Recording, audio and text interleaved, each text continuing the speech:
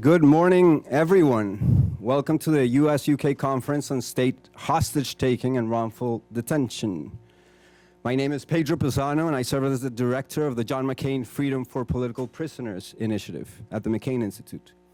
It is really an honor to welcome so many friends and partners who have traveled here from London and across the United States, policymakers, advocates, former prisoners, families, all united by one shared goal: to bring people home and to stand with those who risk their freedom and even their lives in defense of democracy. I want to begin by recognizing two of the initiators of this transatlantic effort. First, the Honorable Alicia Kearns, UK Shadow National Security and Safeguarding Minister, the first and youngest woman to chair the Foreign Affairs Select Committee, and also the current chair of the all-party parliamentary group on arbitrary detention and hostage affairs. Thank you for being here.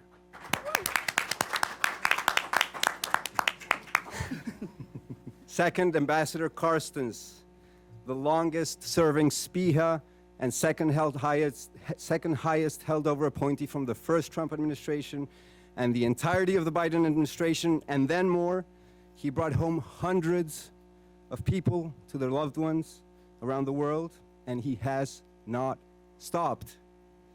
We're incredibly lucky and grateful to work with him as our inaugural Senior Distinguished Fellow. Thank you, Ambassador Carstens.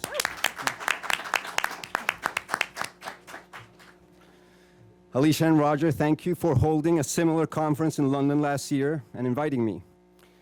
I am going to blame you for the success of this conference. It is your leadership that helped bring us here together. We're grateful for our host today, the Office of U.S. Senator Peter Welch. We're grateful for their partnership and leadership on this issue, and in particular to Brooke, Phil, and Tim, who helped make today's possible. You will hear from Senator Welch himself very shortly. And we're proud to do this work in the spirit of Senator John McCain, whose legacy inspires this gathering.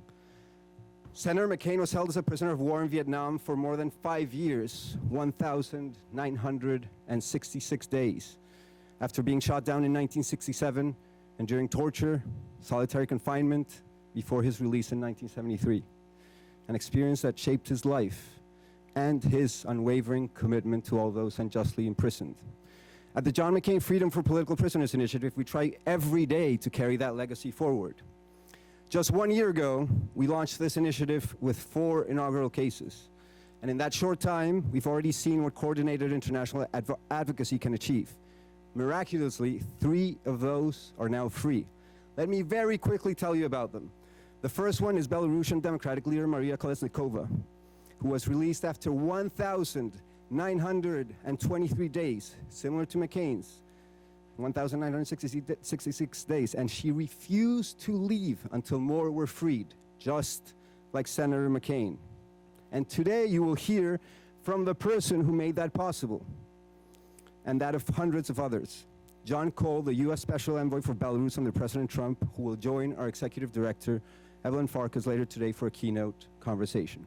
The second was Eden Alexander, one of the last living Americans held hostage by Hamas in Gaza. Ambassador Carstens had his dog tags with him and then take them off for 2 years until he was able to see him in freedom and deliver them to him. He's now free. And the last one, you will hear from someone many of us worked tirelessly to support and who's here today, Jesus Armas. Where are you, Jesus? Jesus Armas.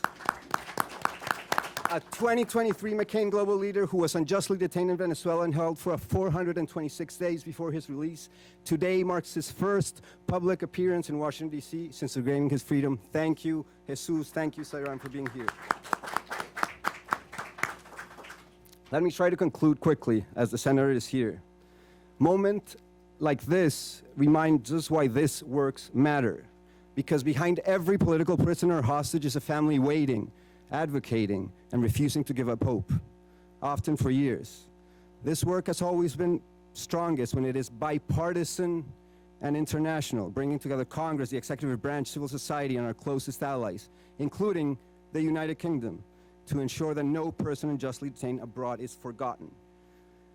I also want to quickly express my deep gratitude to the colleagues who made this possible. Ariane, who will close our conference, Lee Howe, our junior fellow, our communications team, and we're also very grateful to the Carnegie Corporation of New York for their support of this work and this growing international effort to defend political prisoners and hostages around the world. I want to thank the extraordinary partners whose work makes this movement possible.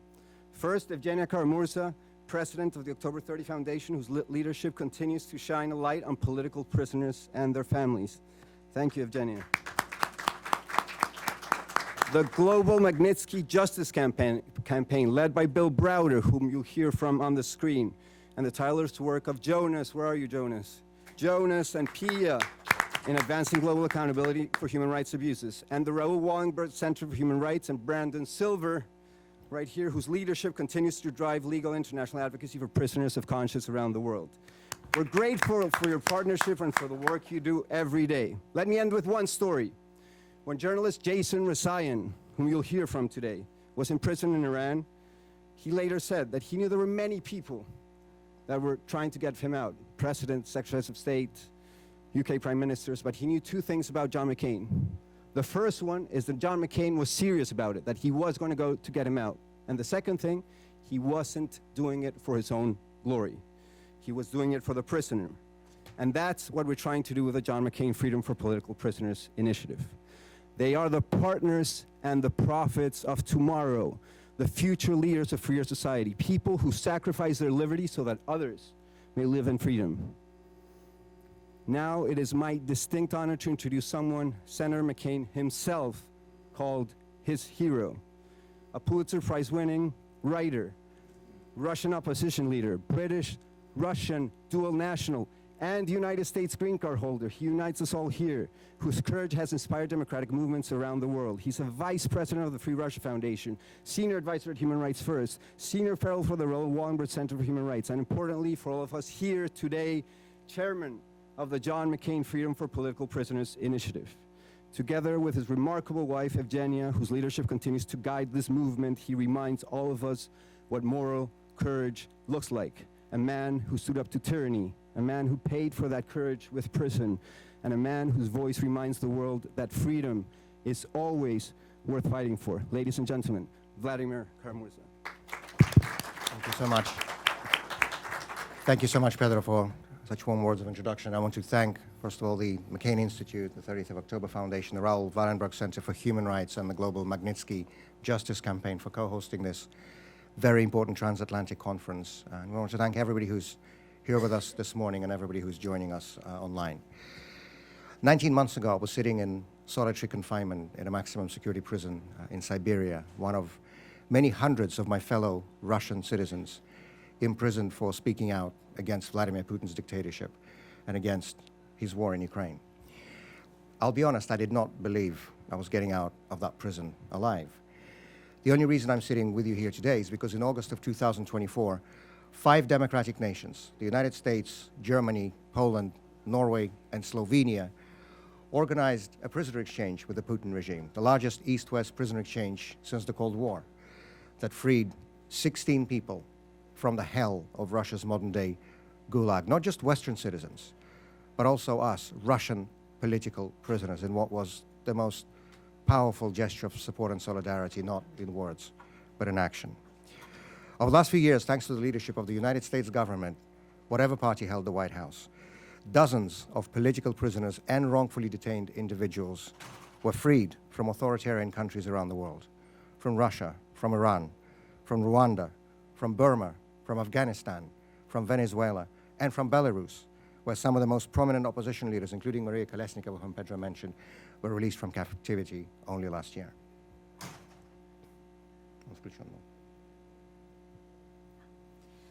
Hostage-taking does not happen in a void.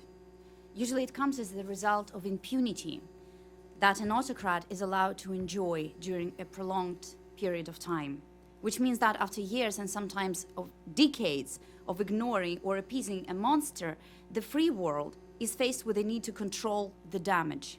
A process that is accompanied by all these ethical dilemmas about giving in to terrorists, dilemmas that could have been avoided had the regime or a terrorist organization being prevented from becoming a monster in the first place.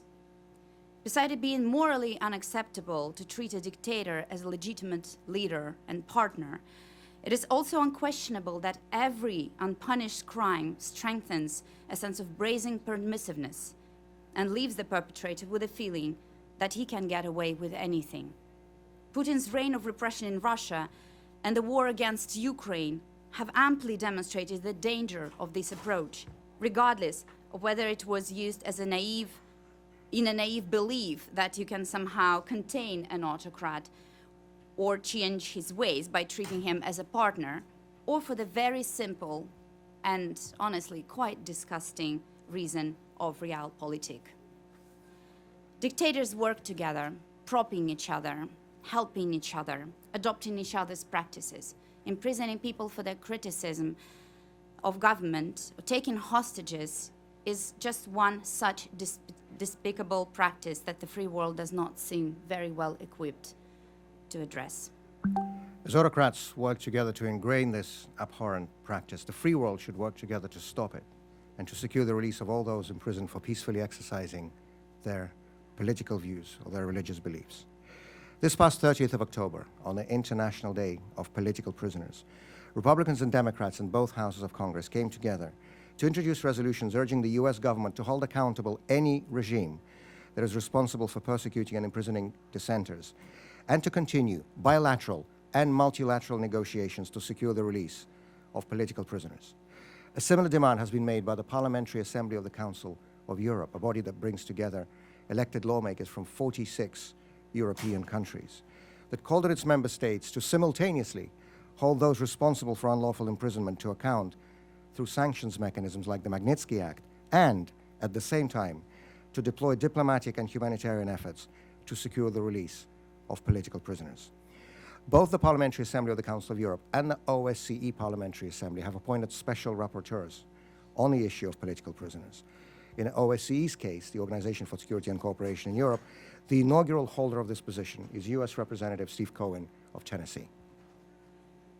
Establishing a centralized hostage response mechanism following the example of the US Office of the Special Presidential Envoy for Hostage Affairs and forming a specialized intergovernmental network of hostage advocates would be the first step toward a consistent and responsible approach to the ever-growing crisis of hostage-taking and political imprisonment around the world. This would be a strong statement by democracies worldwide that they recognize the existence of the problem and are prepared to join efforts to solve it, instead of pretending it does not exist and then watching the consequences in shock, feeling powerless and vulnerable in the face of such evil.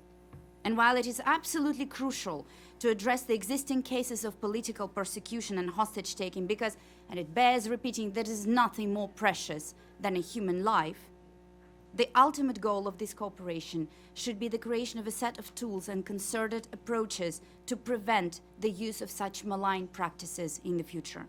We are talking about our common future, and if we wanted this future to be a democratic one, it is time the free world learned to protect itself and its values, starting with human life, not just control the damage created by autocrats and terrorists around the world. Thank you very much for your attention, and we're very much looking forward to this conference. Thank you.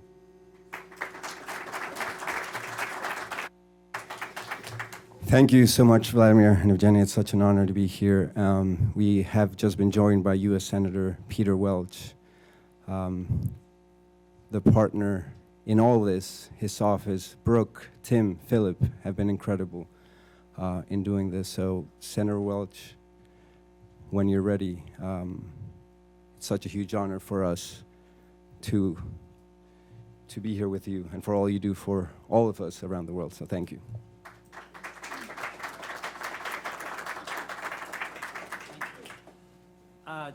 Thank you very much, but it's my honor to be here with you, with the McCain Institute. I really want to express my gratitude to them. Roger Carstens, I so appreciate you being here.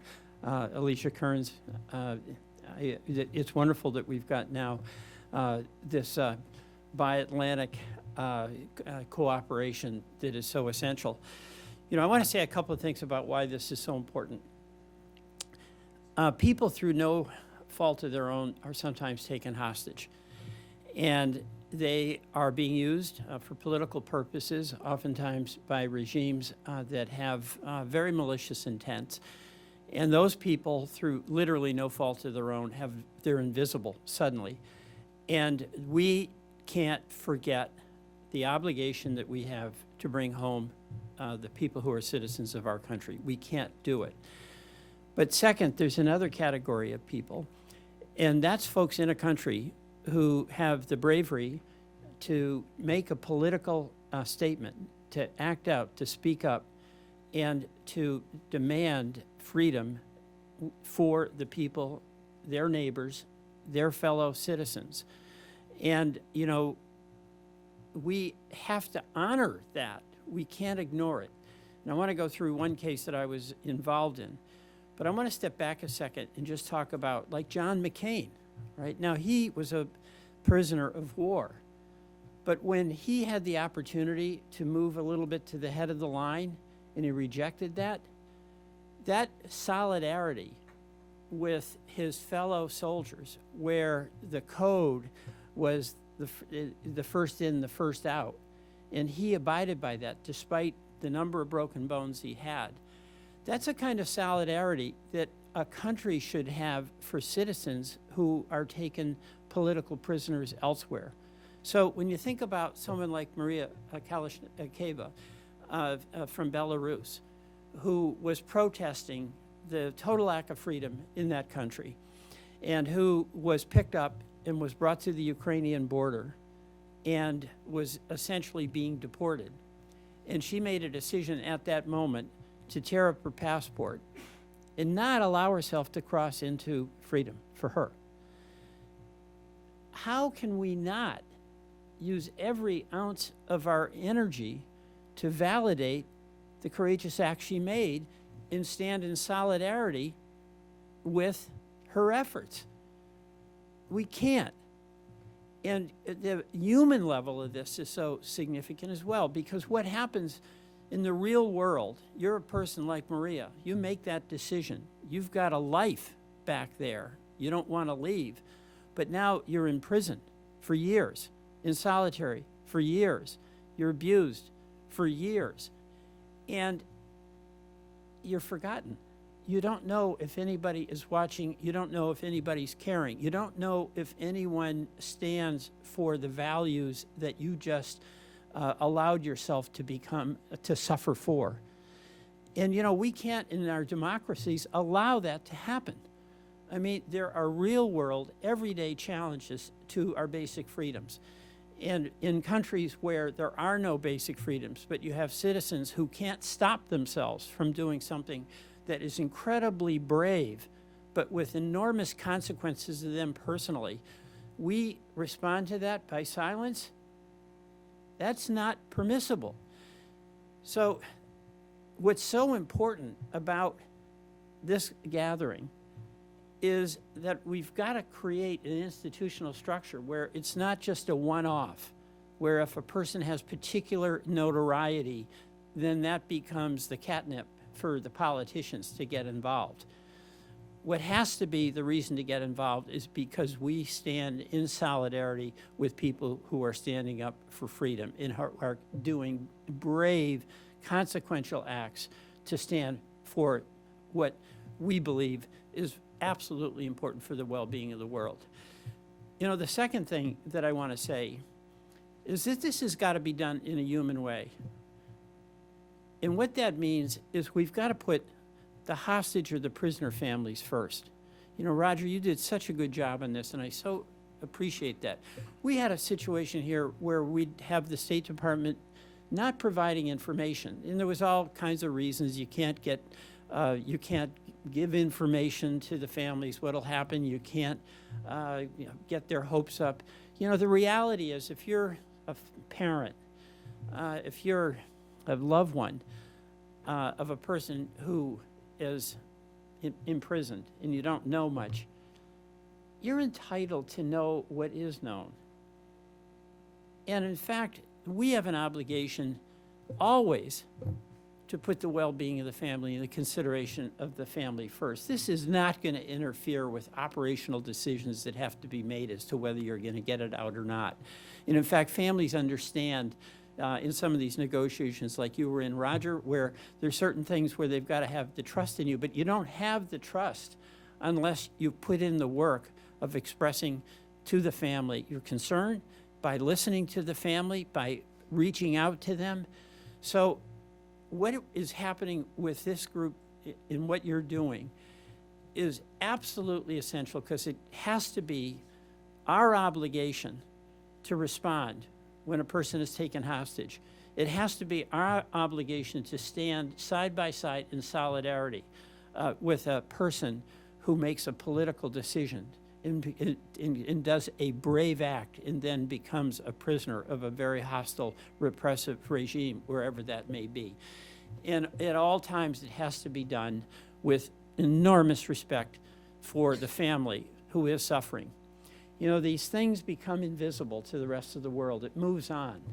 But for that person in custody, for that family, it doesn't move on.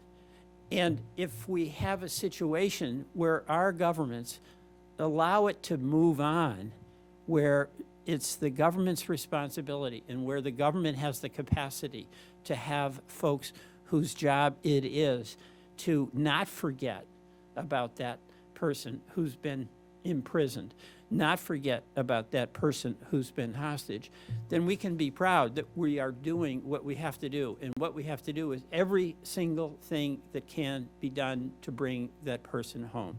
That's the simple obligation we have. So I am just so thrilled, you know, to have this job in the Senate, where I'm following my predecessor, Patrick Leahy, who was a leader on this, and who's always watching me and making sure I'm not forgetting, you know, a responsibility that I have. He's watching, and this is really important, what it is we're doing, what we're committed to in the setting up of this structure where the government won't forget. People's lives will go on, but we'll be there. So thank you all for everything that you're doing.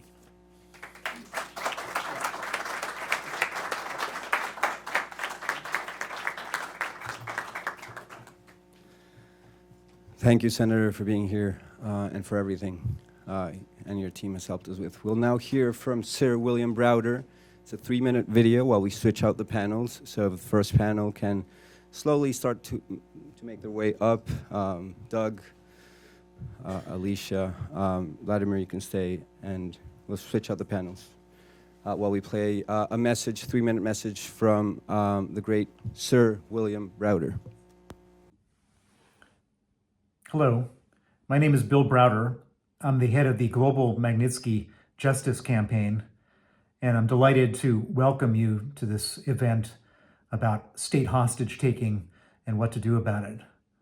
I'm particularly honored to be doing this alongside with the McCain Institute. I got to know the people from the McCain Institute over a period of time, but in particular, we worked together to free Vladimir Kara-Murza, who was taken hostage by the Russian government shortly after the illegal invasion of Ukraine. He had been kept for several years in solitary confinement, and together with the McCain Institute and various others, we traveled the world. We worked with different governments, with different parliaments. And through that, I was able to learn how the whole hostage world works, or perhaps I should say, I learned how it didn't work, particularly because I'm coming from the United Kingdom, where the British government is particularly lacking in dealing with this issue. We thankfully were able to get Vladimir freed, and it's probably been one of the biggest joys of my life when he was free. But going through this whole process made me realize that this was a hugely important issue that I needed to focus on above and beyond Vladimir. And so our group, the Magnitsky Justice Campaign, has been deeply involved in the UK's hostage affairs debate. We've helped organize what's called the All-Party Parliamentary Group on Hostage Affairs, which is a pressure group of parliamentarians to get the government, UK government, to be more active. And we've been able to pressure the British government to do something they should have done a long time ago, which is to appoint somebody, the equivalent of what Roger Carstens was in the US, which is a specialist on, or a special envoy for hostage affairs. And that's coming in due course in the UK. But what's more important than just government is everybody else and the people who are in this room today. Activists, journalists, family members, government officials, parliamentary and congressional staffers, and all the different people that make up this mosaic. What I can tell you, which bothers me more than anything, is that this whole idea of state hostage taking is not getting better; it's getting worse. And so the idea of how do we counter that has to be dealt with, and it has to be dealt with through meetings like the one that's taking place today. I'm sad that I can't be there physically to converse and to engage with everybody, but I'm glad to be a part of this event, at least virtually, and will continue to be a part of this community as we work on all the solutions to these issues. Thank you very much, and I wish you a great gathering. We appreciate those kind words. He actually did me a favor by setting the stage a little bit, as this panel is titled The Global State of Play, Diplomacy, Government Response, and the Transatlantic Relationship. We have a great panel. It is an absolute honor, I must say, to be part of this and to be moderating this conversation and kick things off. Again, thank you, Pedro, to the McCain Institute for hosting this. We have three panelists who can all talk a little bit about the different aspects of hostage diplomacy. We have a prisoner here, a former prisoner, Vladimir, who can tell us a bit about the inside and some of the things that he saw and realized we needed to do better. We have Alicia Kearns from the House of Commons, who, again, thank you for being here. We so appreciate your time, and would love to hear about how you view the Transatlantic Alliance on this issue, what the UK is doing. Sir Bill talked a little bit about some of the efforts that have been going on. I'm going to ask you in a little bit. Not yet. I don't want to, give it away. But I'm going to ask you a little bit to talk to us about what is happening in the UK and how we can strengthen that alliance. And then, of course, we have Mr. Ambassador Roger Carstens, Captain America, the most handsome man I've ever seen in my life, and a former winner of the Robert A. Levinson Award for Excellence in Government Service. Very well-deserved, but also there was nobody else to give it to, so we had to go with him. No. Look, I want to start off by just framing the conversation very briefly.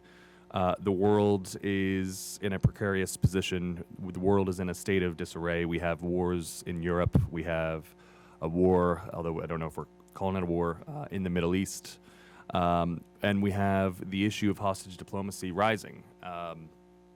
While there's been a lot of success in getting Americans home, in getting allied countries, citizens home, we're still seeing adversary countries using citizens of other countries as pawns, as political leverage. And so I want to start with you, Vladimir, as a former prisoner. I would love to hear your thoughts on, you have experienced arbitrary detention firsthand, and you've watched diplomatic governments. In your case, I don't know how many there were. There was Germany, there was, I think, Bulgaria, right? There was several democratic governments who used their power to work together to get you and other citizens home. And so the first question I want to start off with is, one, how are you viewing current events, as this is, again, a precarious time for hostage diplomacy? There's still many citizens being held in Iran. We still have Americans being held. I know the Foremans, and I know their son is here, who is representing their family. They are being held in Iran and Evin prison as bombs are falling. And so I want to ask you a question of how you are viewing hostage diplomacy in this current state? And two, what you, when you were being held, what was missing from the democratic response, democratic country's response? Is there things that you view should have been done while you were being held? Are there things that you think we can do better going forward? Thank you so much, Doug, and it's a pleasure to be on a panel with such good friends, and I don't think it's very often that one can say that, I'm sitting on a panel with people who helped free me from prison, so every time I see these amazing people, that is the first thought on my mind. And thank you again to all the organizers of this conference. I'll start with the second part of your question. Doug, first of all, I didn't know much because I only received snippets of information when my lawyers came to see me in prison, and we had to be careful about what they said because, we were sitting, like you see in the movies, behind a glass screen with phones, and of course, everything that we were saying to each other was being listened to. And as we know, the lawyers for Alexei Navalny are now in prison themselves simply because they were his lawyers. So we were very careful about what we would speak to each other about. But my lawyers would find a way to sort of let me know. And I was also able to communicate with Evgenia, my wife, by letters. And again, snippets of information would get through that.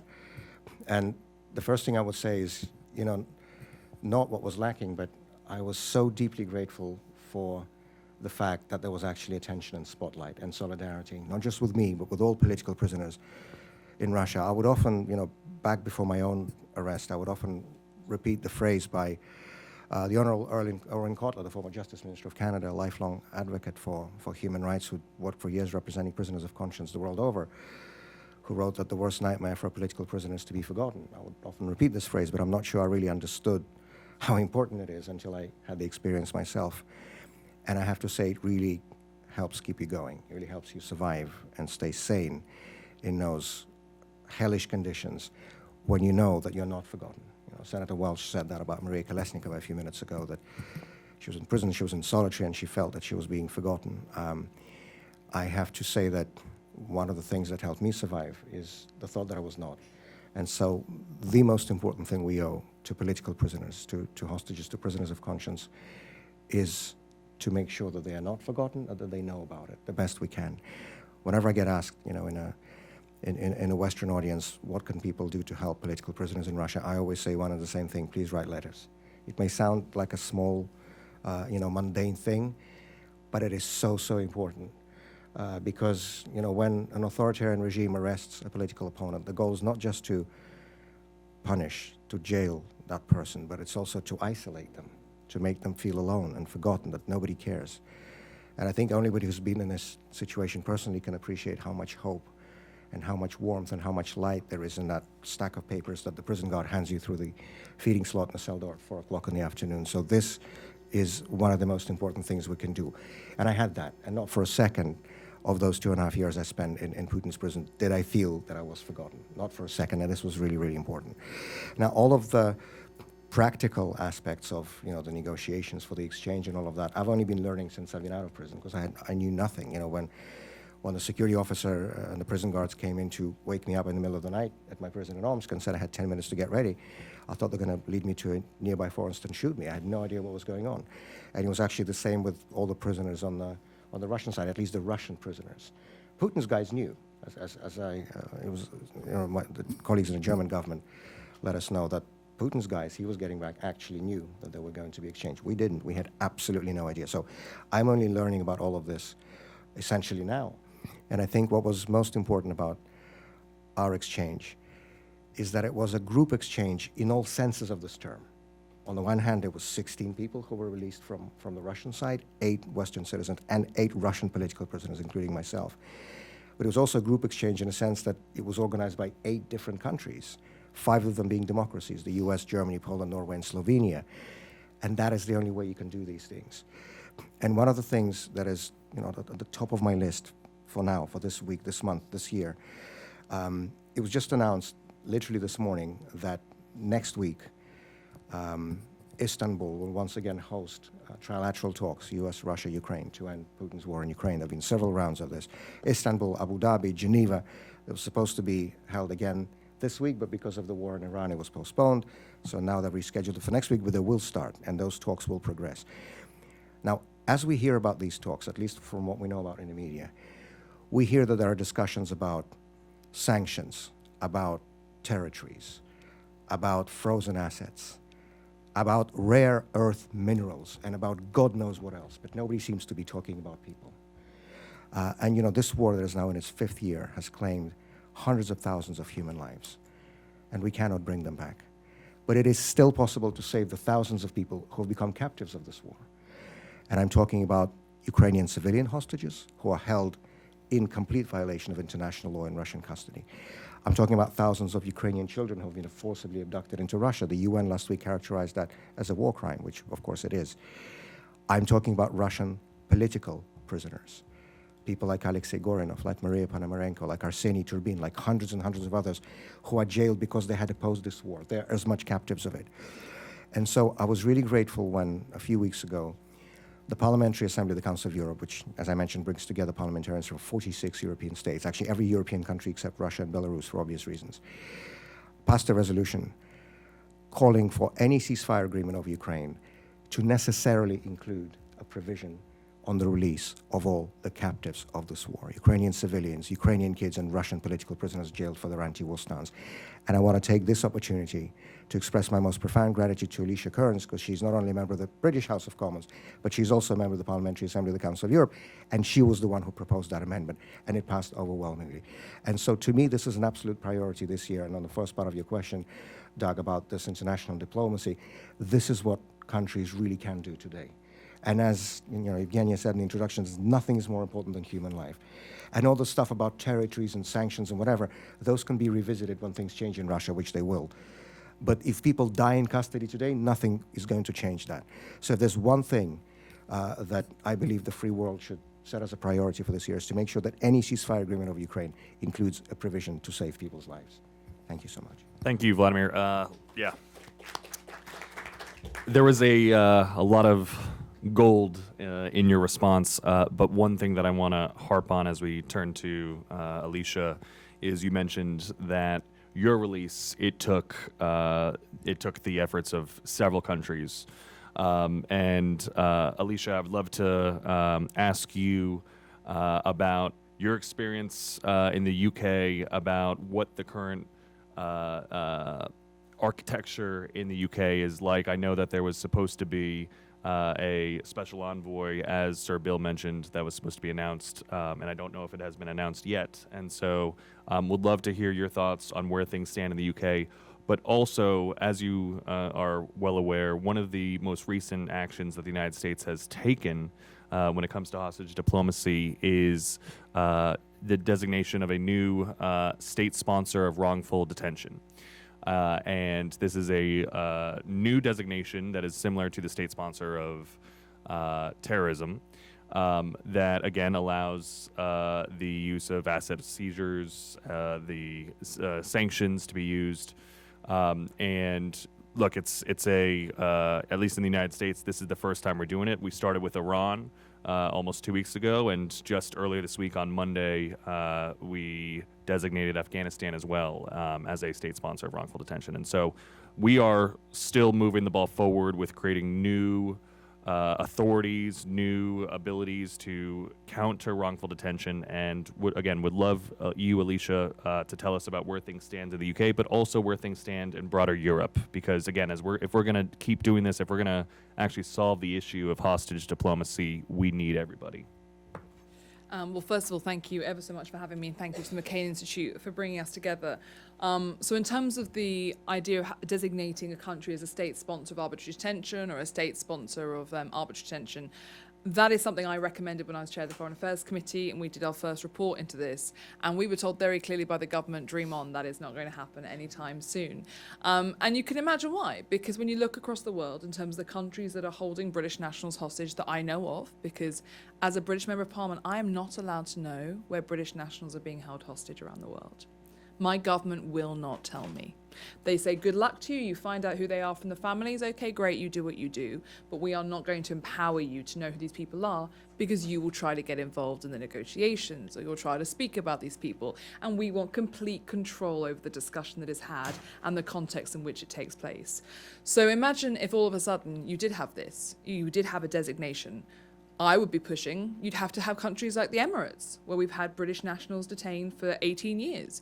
You would have to have countries like Saudi Arabia. You'd have to have countries like, obviously, Iran. And so it's quite a difficult one because, as you can imagine, the Trade Department and the Treasury are going, holy hell, do not let this woman have her way, because we're going to have really suffer in terms of growth in economics.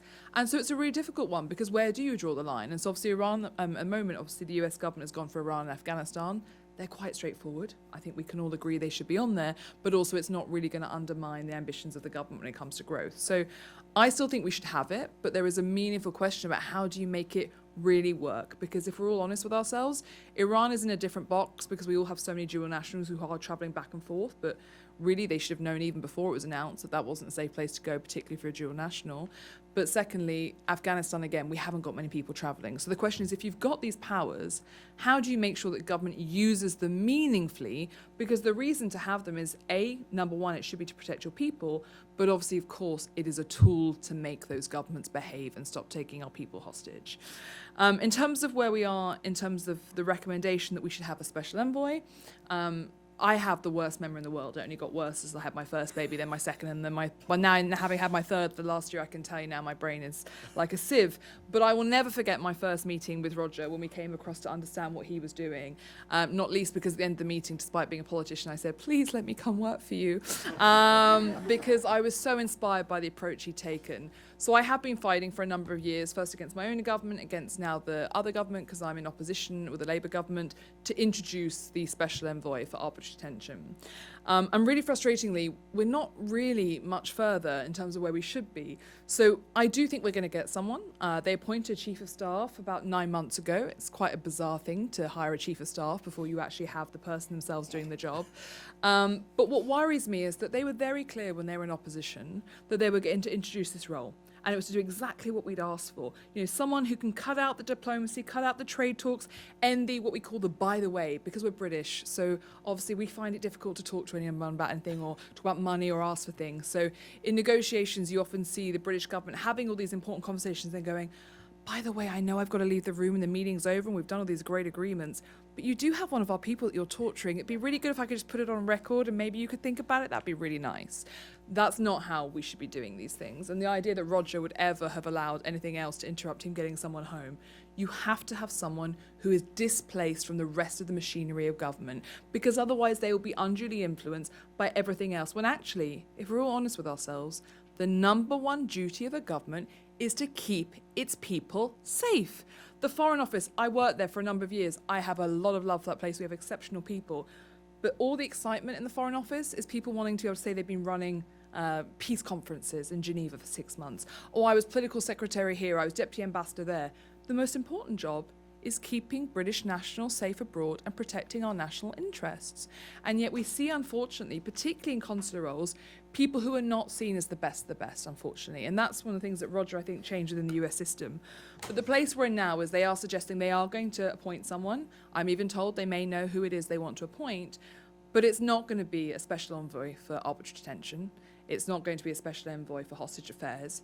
It's going to be a special envoy for consular issues. So I don't really know what that means, but I can tell you now it means it's going to be watered down. They've also decided it's going to be a political appointment. I would say, nudge, nudge, Mandelson, perhaps we've learned that doesn't end very well. So I am very concerned by that. And when I've suggested to them that, look, I'm a politician, I would love to be able to be given the opportunity to do what Roger did, but I have my own job to do. You need someone who is a diplomat, who understands how to do things, or is ex-military, and is going to break the rules and get things done. We don't need a politician who has got no background in this, no understanding, and is there to keep their political masters happy. And that was the answer I was actually given by the minister was, but we have to make sure we've got someone who will report to us and do what we want them to do. Actually, no. I want someone who's going to get in there in the darkest hours of night, in the dirtiest rooms, and I won't share your stories, Roger, because you will share them for yourself, I'm sure. But the amount of times that Roger gets given a political direction and says, to hell with that, because I know that's not going to get my people home. That's what we need. You know, I was a rule breaker, and it got me in a lot of trouble when I was in the Foreign Office, but it also got things done. So I don't think we're in a great place. And I think in terms of your point about transatlantic coordination, absolutely. Because if you were a business and you were negotiating any kind of deal or a takeover or a buy or anything else like that, you want as many assets on the table, you want as many options on the table, as many things that you can pull from. And it shames me that the British government wasn't more involved in getting Vladimir home. We should be deeply ashamed by that fact. But I'm also deeply grateful to those countries who did make it happen. So we do have to work together, because the idea that one country automatically has what the other country wants, and also we also have to be honest about the power play. So often when someone is taken hostage, if they are from a country that isn't the UK or US, it is the UK or the US that country wants to get to.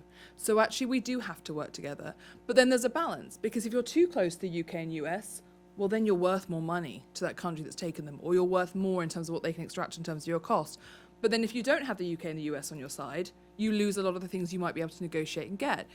So it's a really difficult one. So therefore, I'm not particularly keen on structures. That may just be my inherent willingness to break rules, and therefore structures restrict you and stop you getting things done. But we do need to work out how we have some sort of coordination group that doesn't sit there and argue about what arbitrary detention means. I'm really not interested in definitions. A group that meets, that is not politicians, and politicians never say this, but the politicians don't need to be in the room. We need people who get things done, and every country can identify someone, even if they're not officially their special envoy. Empower somebody within your country who has the ability to go off and do things, because often not being involved in the government means you can really get a deal done. And they should be meeting once a month somewhere in the world and talking about every single individual case and what they can do. And Jimmy Lai obviously is the example that's currently on my mind. He's decided he's not going to appeal his case because there is no point, because fundamentally this is a completely disgusting political prosecution and it is illegal and we all know it. So the question is, how do we now come together to make his treatment hurt? And that cannot be done alone by the UK. We have to do it all together. So I'm going to wrap up there, because apologies that was a long answer. But essentially, we're not where we should be in the UK. We should be in a lot better place. We've had enough of these cases. We've learned enough lessons publicly where we've screwed up and where we could do better, but also where we have been able to get people home. But we have to work together. But I'm not a big fan of big structures and coordination mechanisms. Understood. I appreciate that response, and I think you're right with a lot of what you said. Turning to you, Roger, you bring the perspective of the operational perspective of actually being the one to negotiate, and we've all heard about all of the many of the hostages and wrongful detainees that you have brought home, and I think everybody here is very much grateful for all of the work that you've done and continue to do. And so I want to ask you, before we wrap up with one final question for everybody, but I want to ask you about the Levinson Act in 2020 was enacted, which really solidified all of the work that the Foleys had done with PPD 30, and it gave additional expanded authorities to sanction, to directives to help families, and it continues to be amended over the years. And so I believe there is still an opportunity to continue to work to expand the Levinson Act. You, having been on the ground, continuing to see how this works, what is working? What is not working, and where do you see the gaps that there could be legislation to help fix, to make sure that the United States continues to lead the way on hostage diplomacy? Doug, thanks for that. I feel like just saying what she said and then passing it back to you, because that was just amazing. I knew who I would vote to be the hostage lead in the UK, and it would be you. I want to say thanks to the McCain Institute for bringing us all together. Pedro, Ariana, and the team from McCain who put this together, thank you. So many people in the audience, I could sit there and, oh, Mark, Candace, how are you? But the one person I would like to recognize is Diane Foley, with who out? Or was that right? I failed grammar when I was going to school. But without Diane, there we go, the hostage recovery enterprise in the United States would not exist. The job SPIHA was created due to her hard work that came in the light of U.S. government failures to bring her son home from Syria. So Diane, grateful that you're in the audience today. But all of you, I really could just sit here and name pretty much anyone, like Brandon hiding over there and, et cetera, et cetera. Grateful you're here. To answer your question, I would say a lot of things did go right, but if you want me just to hit the main targets, here's what's going well right now. Number one, the families. We try to put the families first. We try to embrace them, partner with them, bring them into the process, plot and scheme together. We try to declassify information to give it to them so they know that where we are in the map sheet in terms of trying to get their loved ones home. We're trying to provide resources. And as Doug said, every year we add more to the National Defense Authorization Act to take care of these families. We started off with just information. We've now gone into medical care and psychological care to make sure that they are doing well while their loved one's held and for 5 years after they come back. So on the family side, we're making progress. We're not quite there, but we have decided that we are going to not run from the families and not tell the families what Diane heard, and that was, number one, I don't know who has the responsibility for this case, trying to solve that and be accountable. And number two, we can't talk about it. It's classified, which is usually code for we're doing nothing. So when you have to be accountable to someone and tell a family, I'm the guy that's supposed to get it done, here's where we are in trying to get them back, that changes the dynamic. And so taking care of the families, I'll throw in being accountable, that's good, and providing resources. I would say the freedom to negotiate. Remember the famous phrase, I think it was said by two people, but really, I think it's President Reagan who said, we don't talk to terrorists.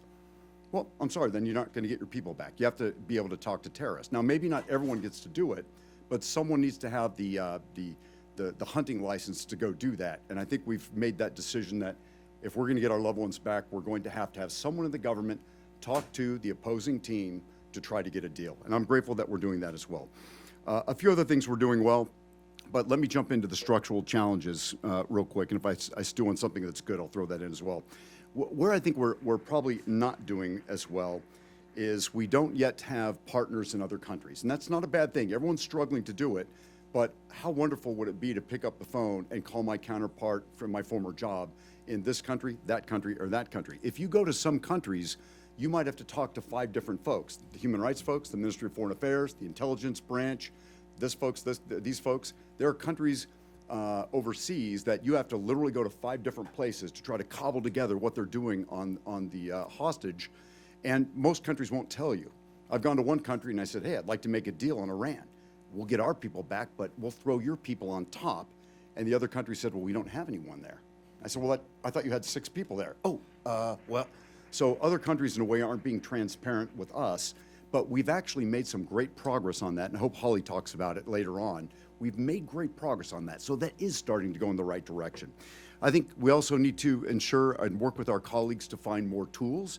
You can't just throw sanctions. That's an old one. There are tools across the elements of diplomacy, information, military, law enforcement, financial, economic, that we need to bring up to the fore and be prepared to use to countries like Iran or Russia to try to make sure that it becomes harder to take people. And I think the other thing that I think we really need to work on is just, I think, communication with, I would say, the general population. People in the United States should know what their government's willing to do to bring them back. If you have a blue passport and you're taken, we're coming to get you. The tragic part is, as we were talking, Joe, flash to bang. Your citizen's taken. What you don't want to do is say, hey, we'll get them back.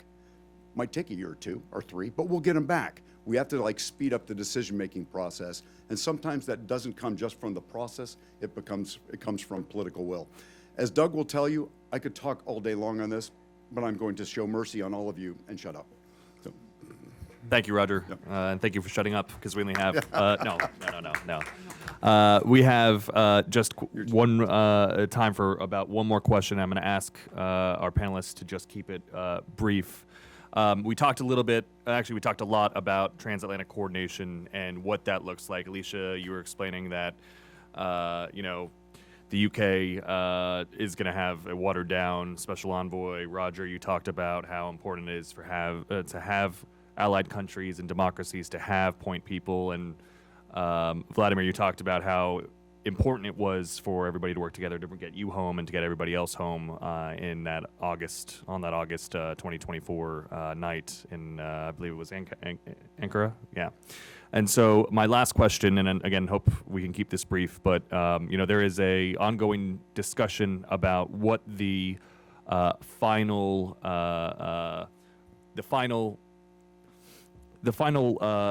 ending point of what hostage diplomacy is, and how do we finish this for good so that we stop this from happening, because we're going to continue to see it happening until we put an end to it. And I believe that needs an allied democratic response, collective response. And so there's growing conversations about what that looks like, whether it's a hostage Article 5 a la NATO, if it's a G7 special envoy. Looking at you, Roger, that would be a great next position for you, although we would hate to lose you at the McCain Institute as our senior fellow.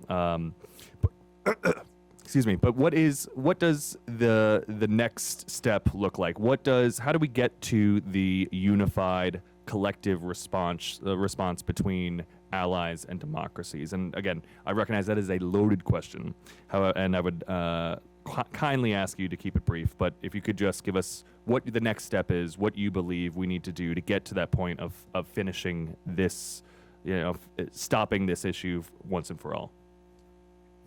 Thank you so much. Alicia, when you said special envoy for consular issues, I had the image of Sir Humphrey Appleby in front of me. That's not a joke, right? Okay. Thank you so much, Doug. So very briefly, I think many things I could talk about, but I'll concentrate on just one for the sake of time. We know from experience that one of the things that dictatorships and autocrats fear most are targeted personal sanctions against them and their close entourage, the oligarchs and so on, introduced by democratic nations. Now, if you look at laws such as the Magnitsky Act, they very clearly are meant to target people responsible for unlawful imprisonment, unlawful detention, hostage-taking. And yet, and this is something, again, I found out much later, Evgenia would be a much better person to talk about this, but it took a really long time to sanction the people who put me in prison when it was so obvious. And, very often in political cases in Russia, the prosecutors would sort of slap some fake charges on you. Like, Mikhail Khodorkovsky was in prison for quote-unquote tax evasion. Everybody knew he was there for political reasons. That wasn't happening in my case. I was in prison for 5 speeches against Putin, against the war in Ukraine, against political repression in Russia. 25 years for 5 speeches. The day of my sentencing, the commanding officer of the police escort I was taken down to the basement cells asked, "Did you just get 25 years for 5 speeches?" I said, "Yeah, I guess I did." He said, "At least I hope they were good." But that's what my case was. So this should have been done like this. And yet it took, I don't know how many, a year? The first country was Canada. Melanie Joly, the then Minister of Foreign Affairs, I'm sure our good friend Brandon had a lot to do with that, who is hiding there, as Roger said, in the second row. But Canada, where I'm not a citizen, was the first country to impose it. Then it was the US, where I'm also not a citizen. Then the European Union, where I'm also not a citizen. And finally the UK, where I am a dual national. They thought, okay, it really looks bad when all these other people have put sanctions and we've done nothing. So they joined in too. I think there should be an automatic response mechanism. When somebody's put in prison solely for peacefully expressing their political views or their religious beliefs, bang, all of those countries together should act to put sanctions immediately, as opposed to making families go and advocate for what should be obvious in the first place. And I think one of the very important steps towards that coordination is the fact, as I mentioned at the very beginning of this conversation, that both of the world's largest interparliamentary assemblies bringing together democratic nations, the Parliamentary Assembly of the OSCE and the Parliamentary Assembly of the Council of Europe, now have designated special rapporteurs on the issue of political prisoners. In the Council of Europe, it is Azadeh Rajan from Sweden. At the OSCE, it's American Congressman Steve Cohen. And so this is, what Roger was talking about, the one place to go. You know where to go. Council of Europe is 46 countries, OSCE is 57 countries. And in each of these organizations, there's now one specific person where you go for that issue. And I think that is a very good start. Thank you, Vladimir. And Alicia, again, if I could ask you to keep it just brief, because I keep getting the signal I'm over time. Sorry. So in terms of getting people out, we can't always trust that we're going to be able to work together fairly, because countries will go rogue to get their own person home over someone else's because of the realities of politics. That is how it is. However, where we can work together is deterrence.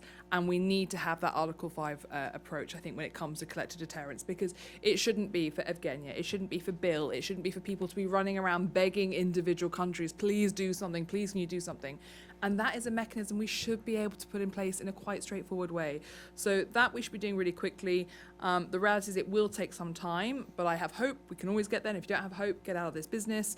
But that is also why I think we need a parliamentary assembly, because whilst we recognise at the moment that too many governments are not going to do it, if we can create an interparliamentary group where we all work together across as many countries as possible and we say, right, this person has just been taken, we all recognise it's a problem, let's all go push our countries to do something together, then we can do something. So deterrence is where we should focus, starting on working together. And then I would love us to finally get to a place where we negotiate together, but I recognize that is a far more difficult place.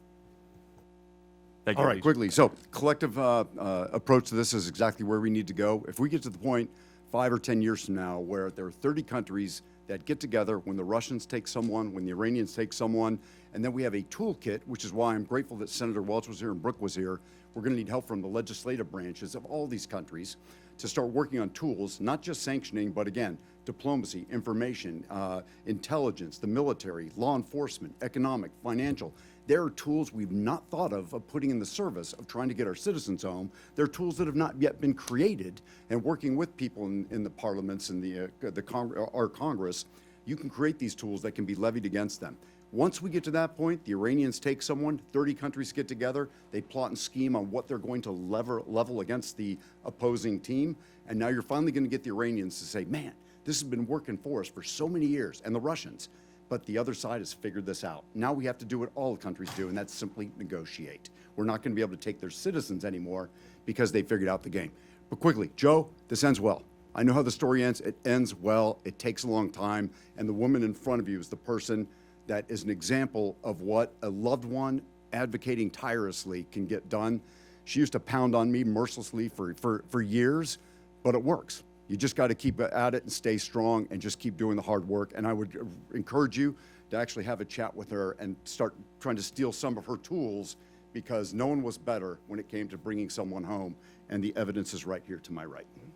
No, Doug, thank you. No, thank you, Roger, and thank you to the panel. I think we started off the conversation for the day very strong. At least you all three did. I was just merely a bystander. But thank you very much, and it's a pleasure, seriously an honor to be part of this panel with you. So thank you. Thank you. You're amazing. Thank you for an amazing kickoff this morning. My name is Mark Vlasic. I split time between a couple of different things. I'm a professor at Georgetown, a lawyer in private practice, and a TV teacher in Hollywood.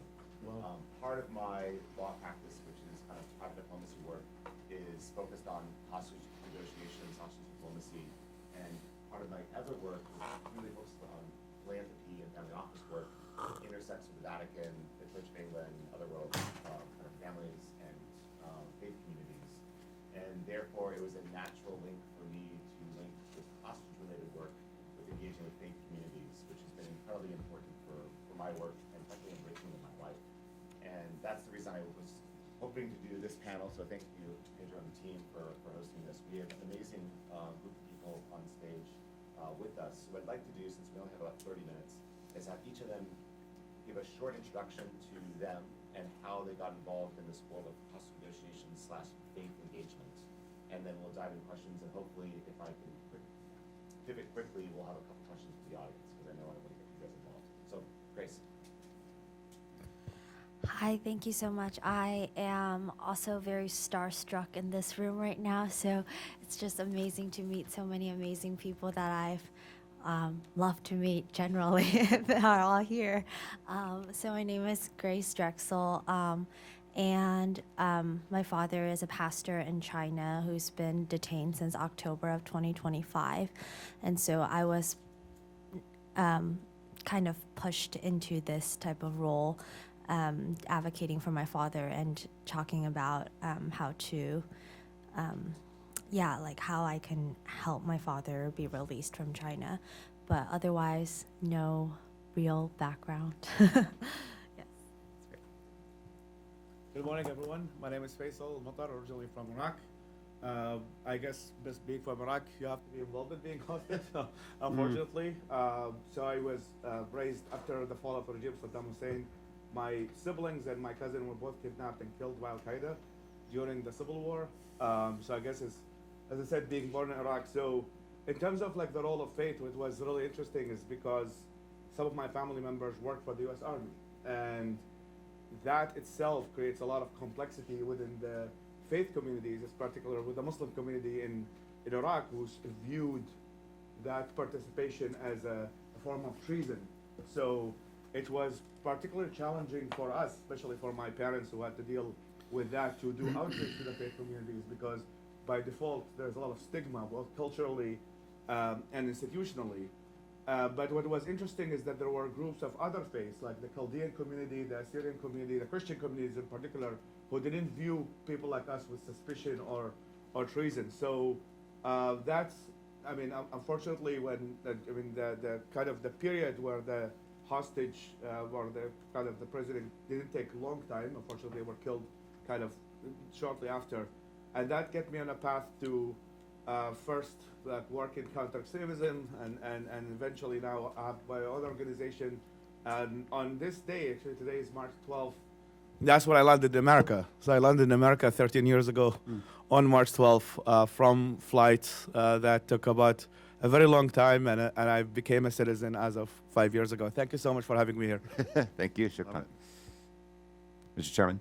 My name is Peter Roscom. I'm a former member of Congress from the Chicago area, and I'm chairman of the National Endowment for Democracy. And I'm here because I gave Mark eye contact a couple of weeks ago. Delighted Very to be here. dangerous, very dangerous.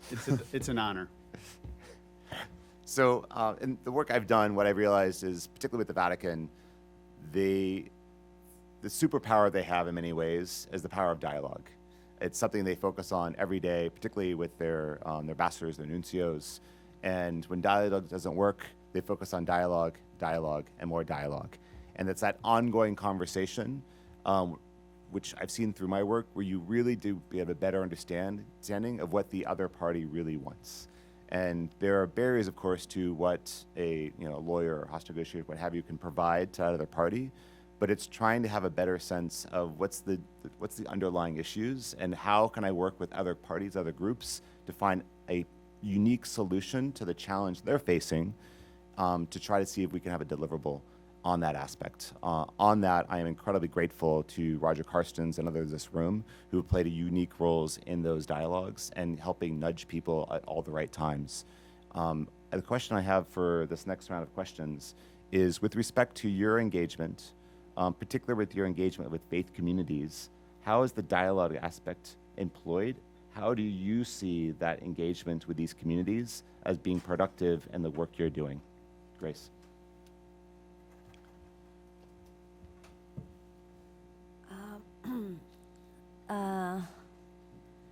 Yes, thank you for the question. My father, Pastor Ezra Jin, is a pastor, a Protestant pastor, and he is part of the underground Christian community in China. And to be honest, I think that the Chinese government has always tried to separate the global church away from the Chinese community, and they say if you have any connections with the international church, then you're seen as a threat to national security and threat to national interest. So it was never really encouraged to have these connections. And in fact, if you have international connection, you're already seen as like having a soft target on your back. I think on the other side, the international global church tends to either utilitarianize or over-spiritualize a lot of the Christian sufferings, especially places like China. One thing that I've heard someone say is like, oh, since I've known that there are Christians in China, they have always been persecuted, so what's new? And unfortunately, that's kind of the fact. And then when I mention my father in prison, there's always like, oh, he's doing it for the gospel. And then that kind of conversation also ends there as well.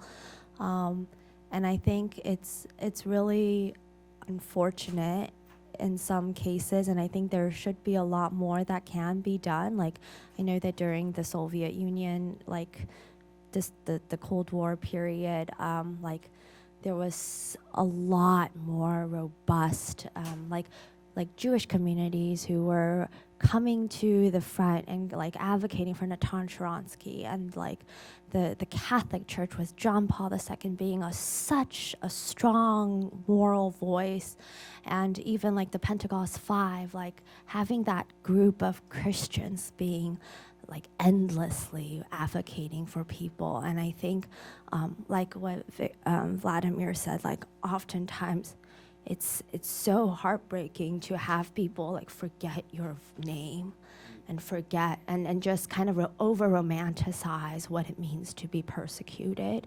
but rather like just allowing us to sit with and to suffer with the families. That is not done in a lot of these faith communities, and it's one of the things that I hope and pray that there will be more of as well. Thank you, Grace. Faisal. Well, I mean, it's, as I said, kind of in my journey, I mean, my first involvement with any kind of faith community of sorts, during kind of the U.S. intervention in Iraq, there was a group called the Sons of Iraq, or the Awakening Forces, which I think many people who served in the U.S. government remember. And the Sons of Iraq were mostly tribal leaders. They were not necessarily of particular kind of religious strength, but they were one of the leading forces against a lot of the people who used to imprison. I mean, just to give you kind of context of how people become hostages in Iraq, is that there was something called the Triangle of Death, which is the border. I grew up in West Baghdad, so it's from West Baghdad to the borders of Syria and Jordan. So that's kind of area used to be called the Triangle of Death, and it's west of the Baghdad International Airports. And so there's checkpoints, terrorist checkpoints that exist between that and the Syrian border for most of the time, and that's where most of the kidnappings and the killings happen during the time that I was living there. And so during all of that kind of area, there are a lot of tribal leaders that exist from different tribes, and they have played a very major role in stopping and fighting many of these people who do the kidnappings. And the end of my time that I left in 2009, significantly many of these kidnappings stopped. So that really shows like the power of people. I mean, in our context, which are a bit different because we're dealing with non-state actors comparing to kind of the CCP being extremely centralized, is that's in kind of a chaotic situation that exists in civil wars. There is a massive role where these institutions like the mosque or the church or tribal forces can really become they become the state of their own. They're the ones who actually enforce the rules and can negotiate and successfully really bring safety to a lot of the places. And we saw it later in Iraq in the war against ISIS, now in many of the areas in Mosul and others. We still have, of course, a lot of challenges with the Iranian influence inside Iraq, and that's, in a way, brings us to the state actor policy, because we have a proxies of Iran that operates in Iraq, but they're actually also ordered by the state of Iran, so it's a very kind of complicated, but we have successfully had done kind of good work in really reducing Al-Qaeda influence in West Baghdad and West Iraq, and also now that ISIS, to some extent, you don't hear it on the news much, so that's definitely a good sign. Shukran. Chairman. Let me build on Faisal and Grace's observations. So, first of all, I've never suffered. I don't have a family member who suffered, so I feel a little bit sheepish in terms of opining and, bringing wisdom on this. Let me give you two perspectives, though, with that stipulation.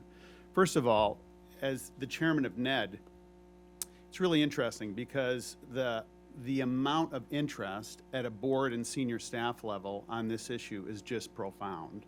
And focusing in on religious liberties in particular, we were able to highlight Grace's dad not long ago, in absentia, obviously, but trying to use NED's voice and NED's networks to bring attention, and the tool of gathering that I think Alicia mentioned during her panel. It's the ability to convene and bring attention to people, and that's incredibly significant.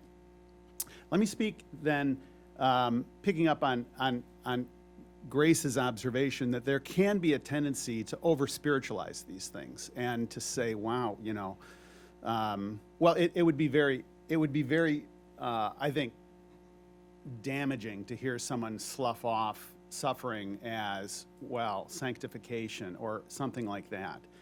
And I think we've got to go back to Scripture, actually, and look at how St. Paul used his Roman citizenship to advantage.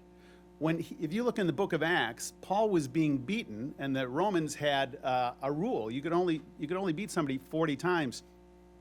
And as he's being beaten, he turns to a Roman centurion and says, "Is it legal for you to beat a Roman citizen without trial?"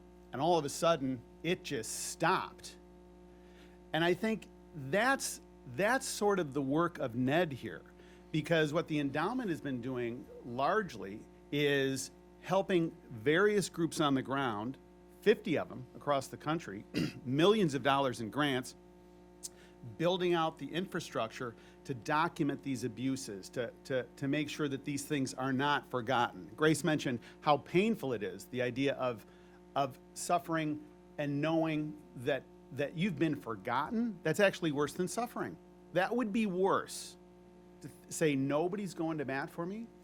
And so I think we'll have an opportunity to talk a little bit more about what some of us, just through his readings and conversations, have learned from Sharansky's suffering. But there's great work to be done here. And I want to come back, prompt me if I forget. I don't have 3 children that I've given birth to as an excuse for my mind.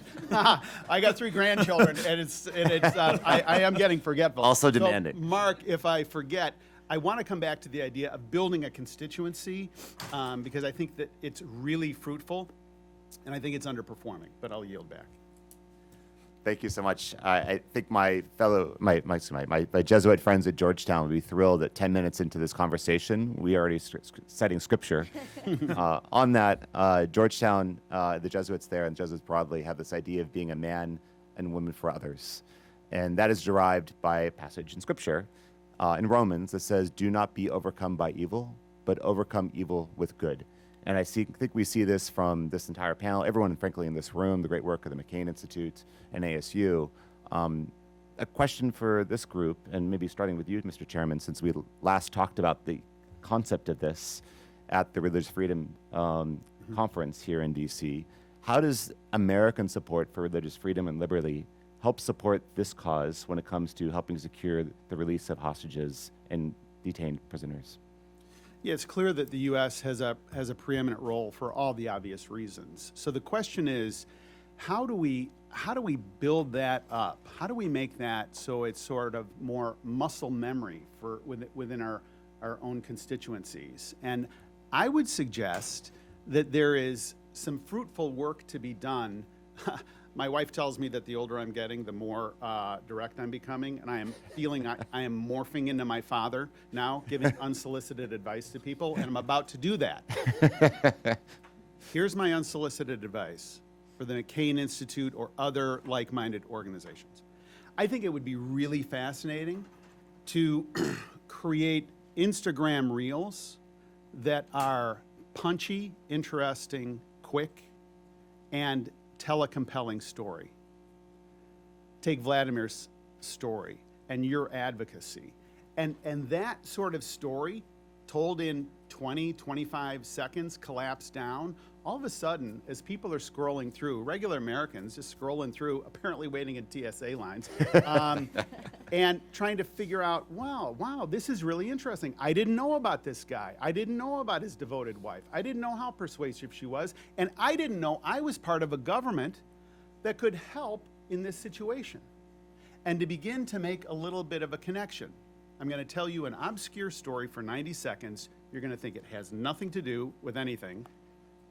It's like a Seinfeld episode. It'll come together at the end. I was in the legislature in Illinois. And when you're in a state legislature, people always come to you looking for more money for their programs. And the Illinois librarians, God bless them, came around and said, hey, Representative, we need more money for the library system. And they're giving me their pitch, and at the end of the pitch, they just happened to say, we've got the best library system in the country. And I said, ladies, and they were all ladies, hold the phones. Every other meeting you have today, you tell all those people that we're number one and you need their help staying number one. Okay, here's my point. If you tell Americans, hey, your government's a bummer, you're underperforming, it's chaos, nobody cares about anything, good luck getting their attention. If, however, you tell people, hey, your government did a really good thing here. Let us tell you about this, and let us invite you to actively participate in more of that. I am of the view, after 25 years in public life, everybody loves a winner. Everybody loves a winner. They want to hear success stories. And we've got success stories. And we've got stories that can be on the verge of success. But I think we've got to be far more artful, far more invitational to get people to say, you know what, this is something I care about. So, last point. If you're a member of Congress, why don't we have a situation where members of Congress, when they're doing meetings, where they're going here, they're going there, MPs out on the campaign trail, whatever, are hearing from people that say, hey, you know what, there's this pastor who's over in China. Congressman, what do you know about it, and can you help? And you know how this works. All of a sudden, the member of Congress, as they're going to the next meeting, says, get me some information about this pastor. I don't know anything about him, and let's figure out how we can help. And then they bring it up in the Appropriations Committee meetings, they bring it in the Authorization Committee meetings, they put together joint letters, and all of a sudden, the dynamic shifts. So I'm not here pumping sunshine. I'm not here saying that any of this is easy, but it does seem to me like there's a lot of resources that are on the table that are not being adequately deployed right now. Thank you. On a rainy day, we'll take the sunshine. Take. Faisal. I mean, sorry, how can we get more involved? Well, I mean, we have, my organization has done a lot of the Instagram reels you suggested. It's a really interesting, and you are a congressman, to get the attention of American people about things that happen overseas.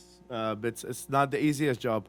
And in particular, when it comes to the Middle East, where there is a lot of exhaustion, right? There's what we call the Middle East fatigue of getting involved in, I guess, spending $1 trillion in Afghanistan and replacing the Taliban with Taliban is not the easiest way to sell political prisoners in that place. And the same thing I would say with Iraq. I mean, that's one of the, I would say, what the challenges that I have faced. While at the same time, still having significant success of trying to get attention to a region that many Americans view as hopeless, right?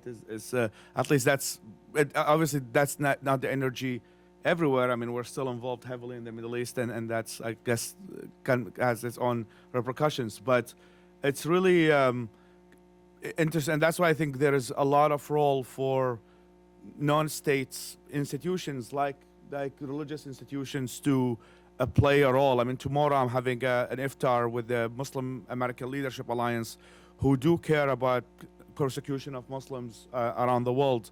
There's some job that the Iraqi migration in America, I mean, some of them came a bit early and they live in Chicago. There's a big Assyrian community in Chicago and a Christian community in San Diego and California.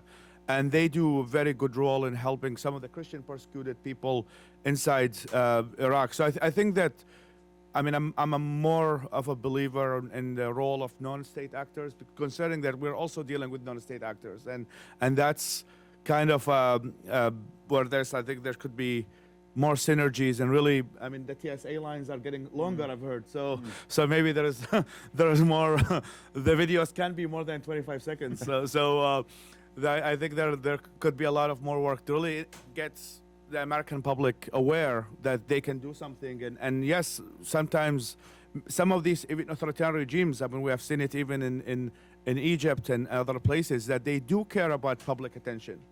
Like there is all that talk is like, well, dictatorships don't care about their image. Actually, they care a lot about their image.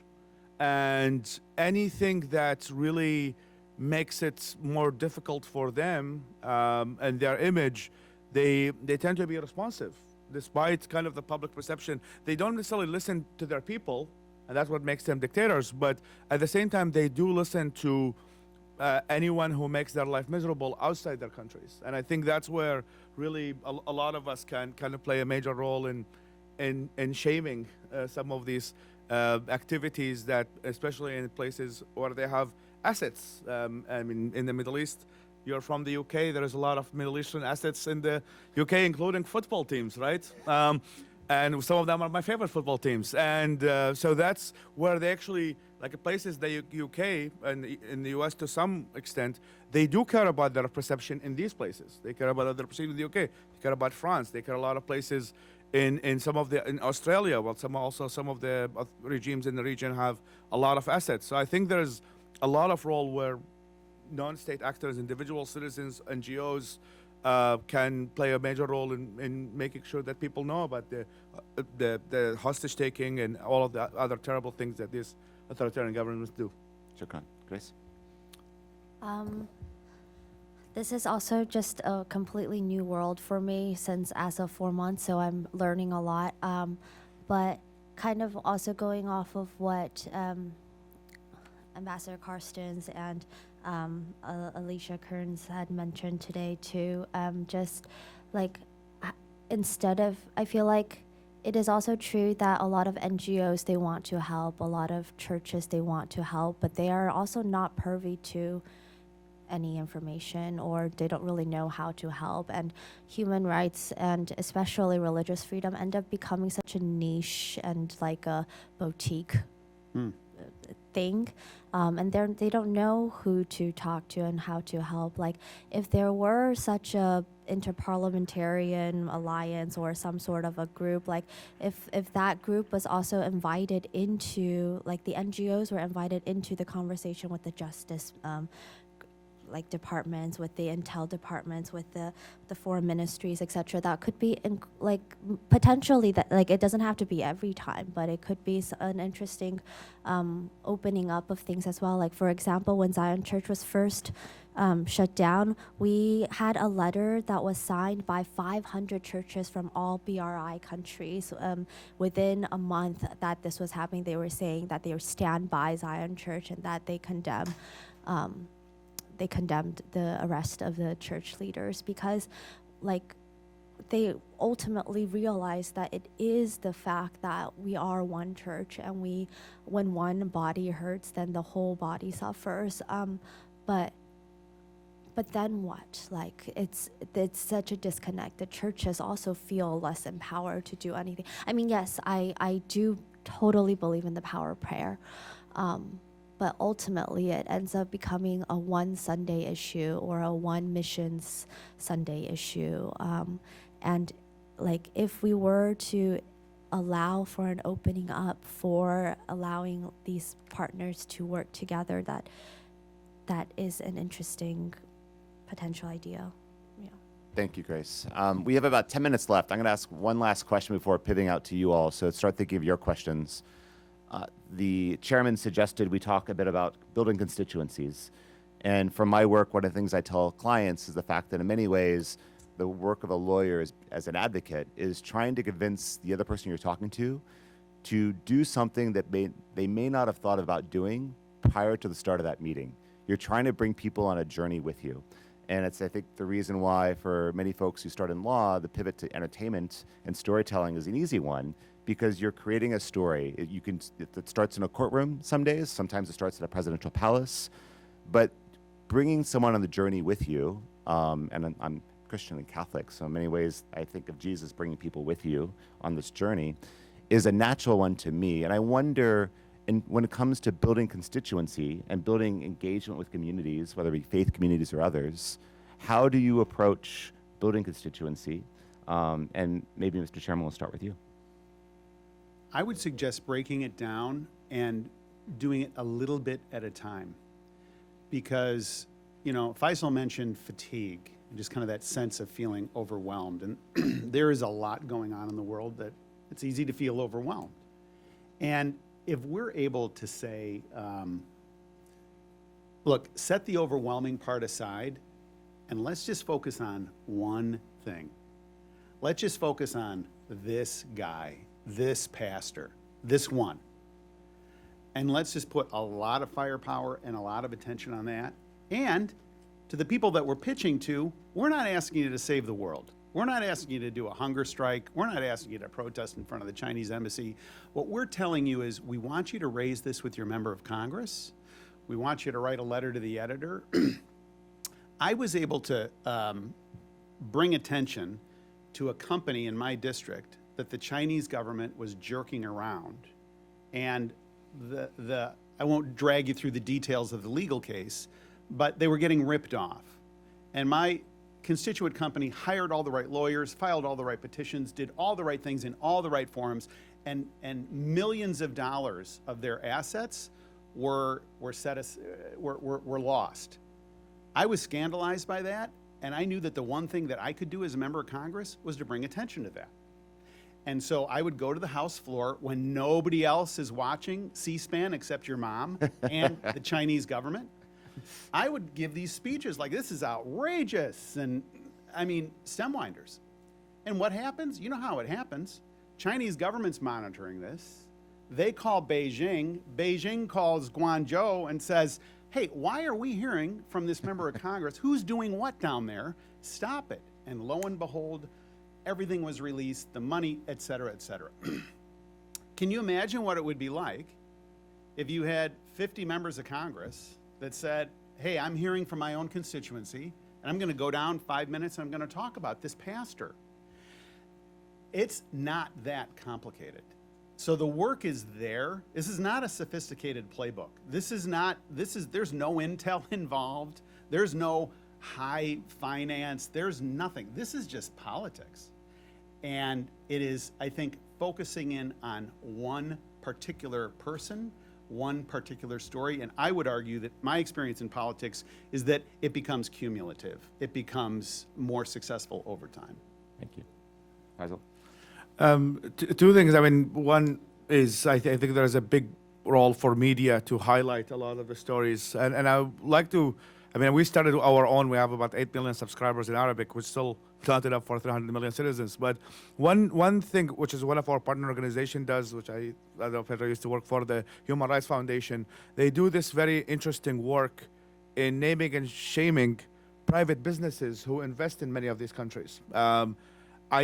That's, so in a way, I mean, many of the big corporations and the private sector, Western private sector, they invest in many authoritarian countries, and they have massive offices without caring about the human rights consequences of some of these places. So I think there is a role, and I think they do that also with like artists. There was, I think, a concert of Nicki Minaj in Azerbaijan, and Nicki Minaj, I think, canceled that after a lot of shaming of her, telling her about the political prisoners in Azerbaijan. So, and that is, I think, where these dictatorships listen, right? So they want to be normalized. They want to look normal in front of everybody. And now when the corporations that they look up dear to stop coming to their countries because of their treatment of their citizens, that's, I think, where kind of the money talks, right? That is where they start seeing themselves as not being normalized. And I think that's where I think both the media and the private sector, as far as I know, and you probably can correct me, Germany still buys oil from Russia, right? Not. Yeah, so that's where I think there's some role in shaming Slovakia and Hungary to why they are buying Russian oil and why some countries are buying Iranian oil until today, utilizing companies registered in the Marshall Islands and whatever. And that's, I think, where there's a role probably like, well, don't buy Russian oil, don't buy Iranian oil. Make sure that their economies suffer as a result of how they treat their citizens and how they are threatening the neighboring countries and everywhere in the world. Thank you. Grace? I think since starting this, I've also felt like, in terms of building constituents, it's also like building family members. Like, I just met so many people in this room who have become like close family members. Like Annie spent like the whole week, like afternoon with me yesterday talking about her experience and giving me tips and such. Gao Pu, who's on the over there, his father is also detained pastor in China, and so we didn't know each other, and we met since being in similar situations. And so I feel like it kind of ends up building upon itself, but by walking through it together, not only do you do work, but I think like the book of Acts, that's where you see the miracles happen. Well, that's where you see the people get released. That's where you see doors open. And unless you are walking with and documenting with, like the Apostle Luke did with documenting these cases of persecution in the early churches, I feel like you won't see that the beautiful side in some ways of the persecution, the actual beautiful side of the persecution, So in a way, like it's an honor, and I hope that we can continue to build out the family and to work together to get our loved ones back. Yeah. That is an incredible way to finish the session. I know we have about a minute for a last question. So if anyone has a last question, please raise your hand now. I feel really cheeky because I know I've had a panel, but I'm really sorry. What do we do when religious leaders don't speak out? So the Vatican has declined to comment on Jimmy Lai when he is one of the most egregious cases of someone who's not been allowed to see a priest. He's been denied his faith. It is it's persecution of his religious beliefs. So what do we do when there is selectivity happening at the very top of the church, when we say everyone's meant to be of one big religious community and family? My instinct would be to do an end run around the leadership. I mean, just to build a constituency notwithstanding it, and then it could influence it ultimately, but not wait for him. Grace? I will say that I still hope to see the Pope one day, so please don't tell him anything that I was saying in this room. Just kidding.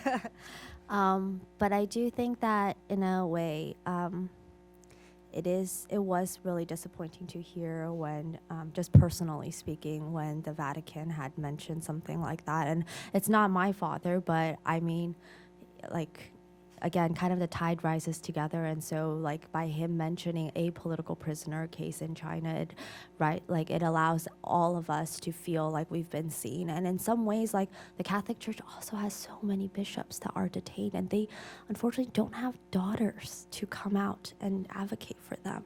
And they only have the church. And yet, like, potentially, yes, I don't know the wisdom of the Pope and the Vatican. Maybe they are doing dialogue behind the scenes that I don't know about. But for many, we just want to be remembered and to be like, yes, I know you. You are the lost coin. You are the lost sheep, and I am there looking for you. And I think that's something that I do hope that we will see more of. I mean, I don't have a comment on the Vatican, so. I think it's a true treat to have this conversation. I thank the McCain Institute for hosting us and all of you for being here. And please join me in thanking this amazing panel. Well, thank you very much, Pedro, for initiating this conference and setting up this very timely and important panel on cross-border insights and cooperation. Uniquely timely, because as Vladimir Kara-Murza often points out, we have perhaps more political prisoners today than ever before. In Russia alone, you have more prisoners being held since the height of Stalin's Soviet Union. And on hostage issues, we have all borne witness to the largest international hostage crisis in recorded history. On October 7th, over 250 hostages taken from over 25 different nationalities belonging to a number of, holding a number of different citizenships. But at the same time, we have seen remarkable cross-border cooperation returning people home.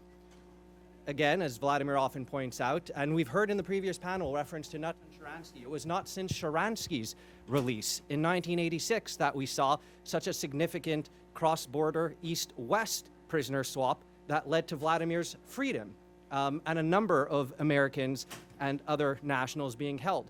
And likewise, we saw after October 7th, it took far too long, but somewhat miraculously, but a man-made miracle, thanks to many of you in the room, the return of the October 7th hostages. And we are privileged to have on this panel the architects of many of these principles, policies, and the drivers of this action that we can hear unique insights from, next steps, and how we can continue to pave a path forward.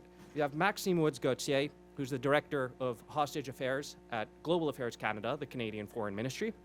You've got Felix Maradiaga, the elected president of the World Liberty Congress, which represents dissidents and a number of former political prisoners from around the world, and a fellow at University of Virginia, and himself a former political prisoner in Nicaragua. Tatiana Eatwell, a barrister from Doughty Street Chambers in London, and perhaps one of the world's leading legal authorities on matters relating to arbitrary detention and hostage-taking, and Ambassador Roger Carstens, the former Special Presidential Envoy for Hostage Affairs, and John McCain, Freedom for Political Prisoners, distinguished senior fellow, and someone known to all of you here, and perhaps we may not have been able to have this conference and meet together if not for the leadership and efforts of Ambassador Carstens setting the stage and all the work that he had done in his role and continues to do today.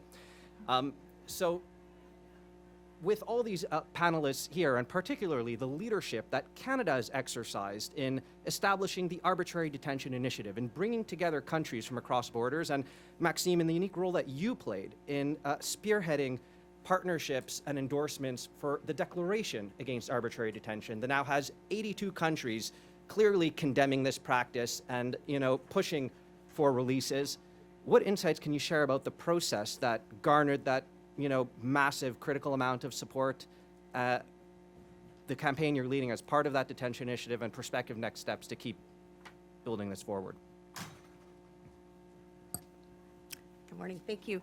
Happy to be here. Thank you for taking the time, and I'm really looking forward to having this conversation. I have to say my predecessor in this role, Toby Schwartz, is probably the one to be most credited with this effort.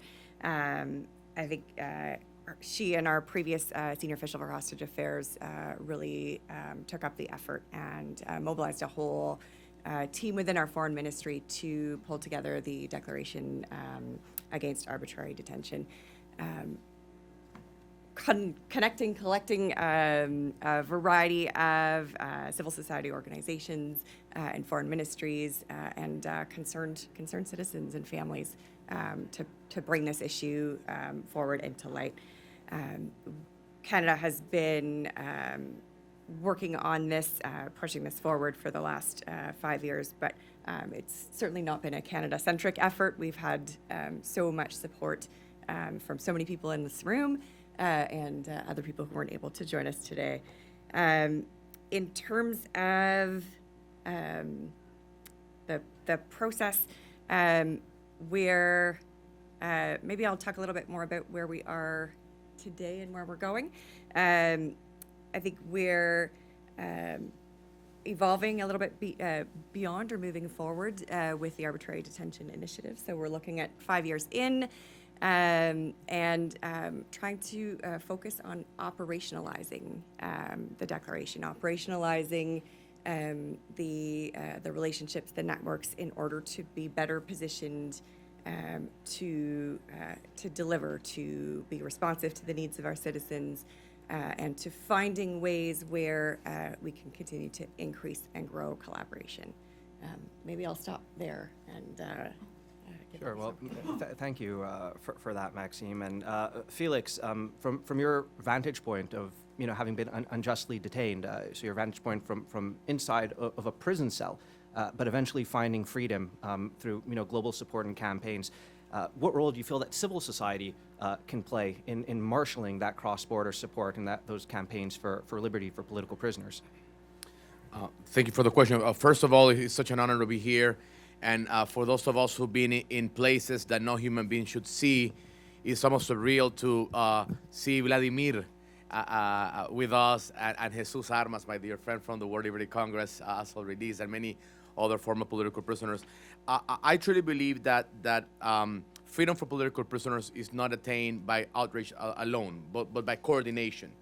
And some of you, my predecessors in this panel, have highlighted the importance of protocols.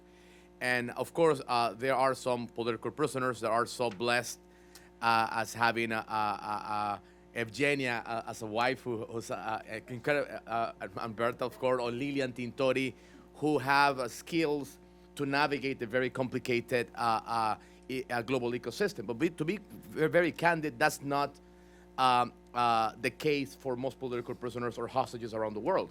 For family members who have not been into civil society or advocating in previous causes, they have to become activists overnight.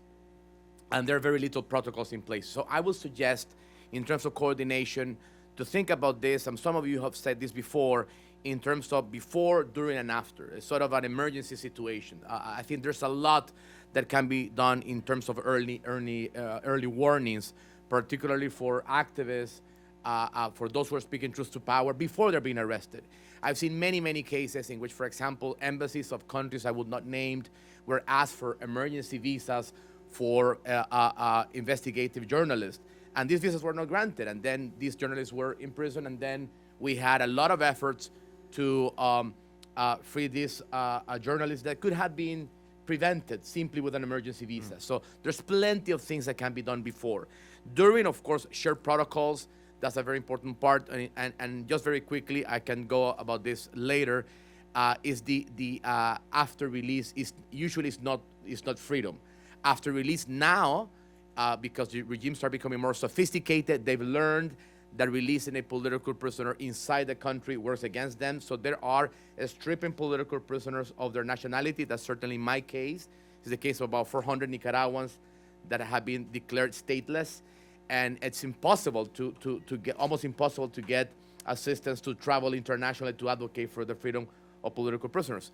There's also the issue of transnational repression. So I'll leave it there. But I think that thinking about this as a crisis, and an emergency situation that requires protocols for before, during, and after. Well, thank you very much, Felix, for highlighting the need for protocols before, during, and after the role of families. I would also mention that under your leadership, the Role of Liberty Congress has a number of guidebooks that might be of interest to those in the audience, both on advocating for political prisoners and on successfully reintegrating afterwards. And to the point about emergency visas, I want to commend the work of the Canadian government and the government of the Czech Republic, which have both allotted now 500 spaces in Canada, 600 in the Czech Republic for emergency visas. I know there's conversations in Ottawa about potentially rolling that back. I hope these programs can be maintained and expanded and that other countries emulate it. Tatiana, a question for you as legal counsel to a number of hostages, and you had set very important precedents, wrote a number of legal papers on point. What legal initiatives do you feel that those in this room can be advocating for in terms of setting precedents, setting norms, and pushing forward deterrence and accountability? Thank you, Brandon, and thank you. Oh, lights are down. Sorry, it's lunchtime. Hello, do we wave? There we go. Thank you, everyone. It's a privilege to be here. And that's quite a question. My view is there's not one initiative, legal precedent initiative, that can really shift the dial on this. And it's an ongoing theme of this conference and the panels today that really what is required is not one measure, but cooperation and collaboration amongst states, parties, governments. In the prevention of state hostage-taking and arbitrary detention with political motivation or other motivation, securing the release of persons wrongfully detained, but also accountability. And that requires embedding in the very infrastructure of interstate relationships a commitment to prevention and accountability on these subjects. And that means cooperation both on a case-by-case level, but also at the UN and the international level. And I think one of the first points is that I want to make, I'm a lawyer, I come from it from a legal perspective, is that there really needs to be a sort of a shift in an understanding amongst governments that cooperation is not just a good idea, it's also a duty, it's a legal duty under customary international law. There are many bases for this, the sources for this. First, the Hostages Convention requires states parties, of which there are 172, to cooperate in the prevention of hostage taking and to ensure that they have sufficient criminal laws and jurisdiction to prosecute individuals who take part in that activity. That includes non-state actors, but also state actors. Secondly, the Friendly Relations Declaration that is considered customary international law requires states, puts on states a general duty to cooperate in the promotion and respect of fundamental rights and freedoms. The practice of hostage-taking and arbitrary detention is a clear violation of those international obligations by the perpetrator, particularly when it's a state. And not only in violation of the right to liberty and security, but also often these cases involve torture, cruel, inhumane, and degrading treatment, and where a state is involved, manifest violations of the right to fair trial and other human rights violations. And so flowing from this need, this duty to cooperate, and it is a duty under international law, is also a need to change the attitude of governments and a lot of my experiences with the UK Foreign Office, and I share Alicia's concerns, but they change the attitude of accepting what is a fiction, that raising concerns about the lawfulness of proceedings in another state's country constitutes the wrongful intervention in the internal affairs of that state. Quite often, you will find that where there are concerns raised about the fairness of trial proceedings, the perpetrated state will say, this is a matter of our internal affairs, don't interfere in our legal system. And that is something that is parroted back by the Foreign Office when people request that they raise concerns in a particular case before proceedings have played out. That is a legal fiction. Wrongful intervention in the internal affairs of another state is where there is a motivation to coerce that state to do something, to interfere with their sovereignty. Let's turn that on the head. Where Iran takes a dual national hostage in order to exert diplomatic leverage on another state, they are wrongfully intervening in that state's internal affairs. So let's turn it on the head. Also, the principle doesn't apply where there are concerns about the perpetrator state's compliance with its international obligations. So there needs to be a shift in attitude in the cooperation. There needs to be understanding that there is a duty, a legal duty on states to do it. And that sort of provides that reinforcing of the need to take these matters seriously. But what does cooperation look like? I'll do quickly. At the case level, and forgive me for repeating what's already been said. Firstly, information sharing amongst governments about cases and strategies and what has worked in terms of negotiating releases or ensuring releases of persons wrongfully detained. That builds up institutional memory, but it also requires contact points within the governments, clear contact points in order that information can be shared. It involves states and governments acting as intermediaries where a government of nationality does not have diplomatic relations or where things are a bit rocky in that regard. Certain governments can perform a really important role as an intermediary. Qatar was really important intermediary in negotiating the release of hostages held by the Taliban in Afghanistan, Peter and Barbie Reynolds, where Qatar played a really important role in securing the release. They were British with American families, and the United States also assisted there. But whilst it was the minister from the UK who welcomed them on the tarmac, it really was the Qataris that assisted in negotiating their release. But states, importantly, can also cooperate as interested parties, whether it's based on citizenship of the person detained, their residence, or on a point of principle. And we saw this in Vladimir's case, where states came together on a point of principle in order to raise concerns about the case, but also find resolution to case and secure the release, not only, as Vladimir pointed out, of political prisoners with foreign nationality, but also Russian citizens. And this coordination as interested parties on a point of principle is really important in cases where, as Felix just outlined, there is no public advocacy on the case, where for whatever reason, the families of the person want to remain private and confidential. There is a real need for cooperation, collaboration on cases that we will never hear of and that we don't hear about. Because there are situations where people are absolutely terrified of advocating for their loved one because of fear of reprisal in country. It is not always the case where people can stand and advocate for their loved ones. And governments really must be aware and move on these private and confidential cases as much as they do when advocates apply public pressure. And forgive me, just one more. At the international UN level, this is sort of big sky thinking in some respects. Governments, the starting point is the Ottawa Declaration. There are 81 states and the European Union that are signatory to that. That's the starting point of a coalition of states to collaborate, to all support and show their support, A, for international mechanisms that already exist that work on this, at the Human Rights Council, and we'll hear about that on a panel later in the day. But also, in order to bring that declaration to the UN General Assembly, to build up a coalition of support for a UN general resolution with expressly prohibiting state hostage taking and arbitrary detention for diplomatic leverage, as they say. Because actual international law starts in somewhere. The Torture Convention started with a UN general resolution, and we need to push this support for the declaration into something much more concrete and international level. I would say, though, however, that maybe it starts within those state signatories to the declaration. The declaration is focused on state hostage taking.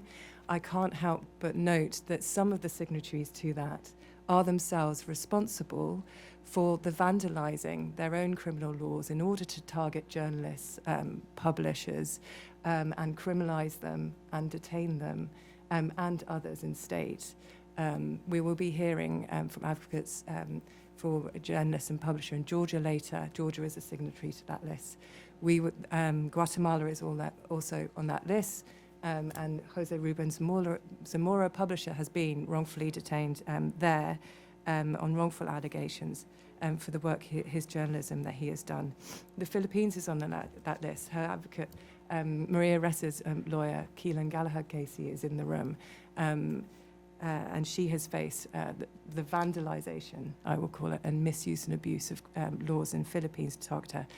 El Salvador is on that list. And there's widespread arbitrary detention in El Salvador on the premise of national security. So cooperation, collaboration amongst friends as well in order to deter the practice. I could go on, but I see Brandon's face and I will stop. Well, thank you very much, Tatiana, for that very compelling and comprehensive overview and calls to action, which is an excellent segue to a question for you, Roger. Given the action that you led in returning Americans home, and which inevitably often involved, and as you often share, a lot of cross-border collaboration. Now, in the first panel, you talked about how a lot of this is, at least it seemed to me, ad hoc and disparate, and you called for more joint sanctions, joint law enforcement efforts, joint communications.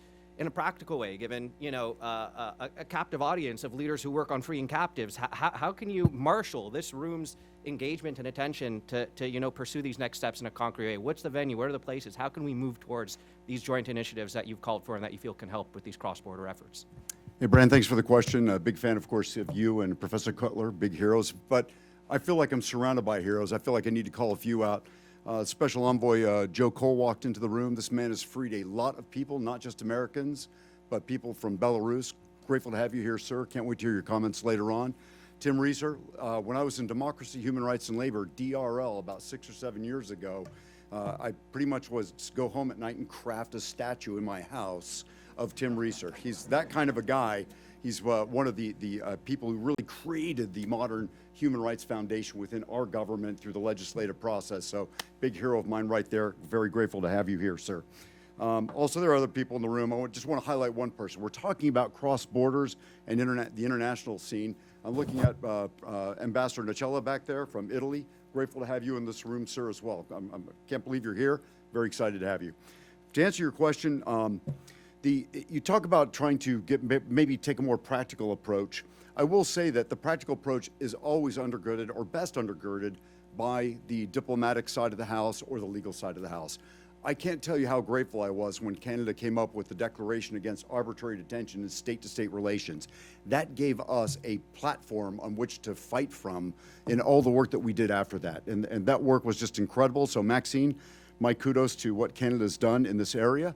If you all recall, maybe you don't, in 2023 at UNGA, Secretary Blinken and the Canadian Foreign Minister, along with others, hosted 44 foreign ministers one evening to do nothing but talk about this issue.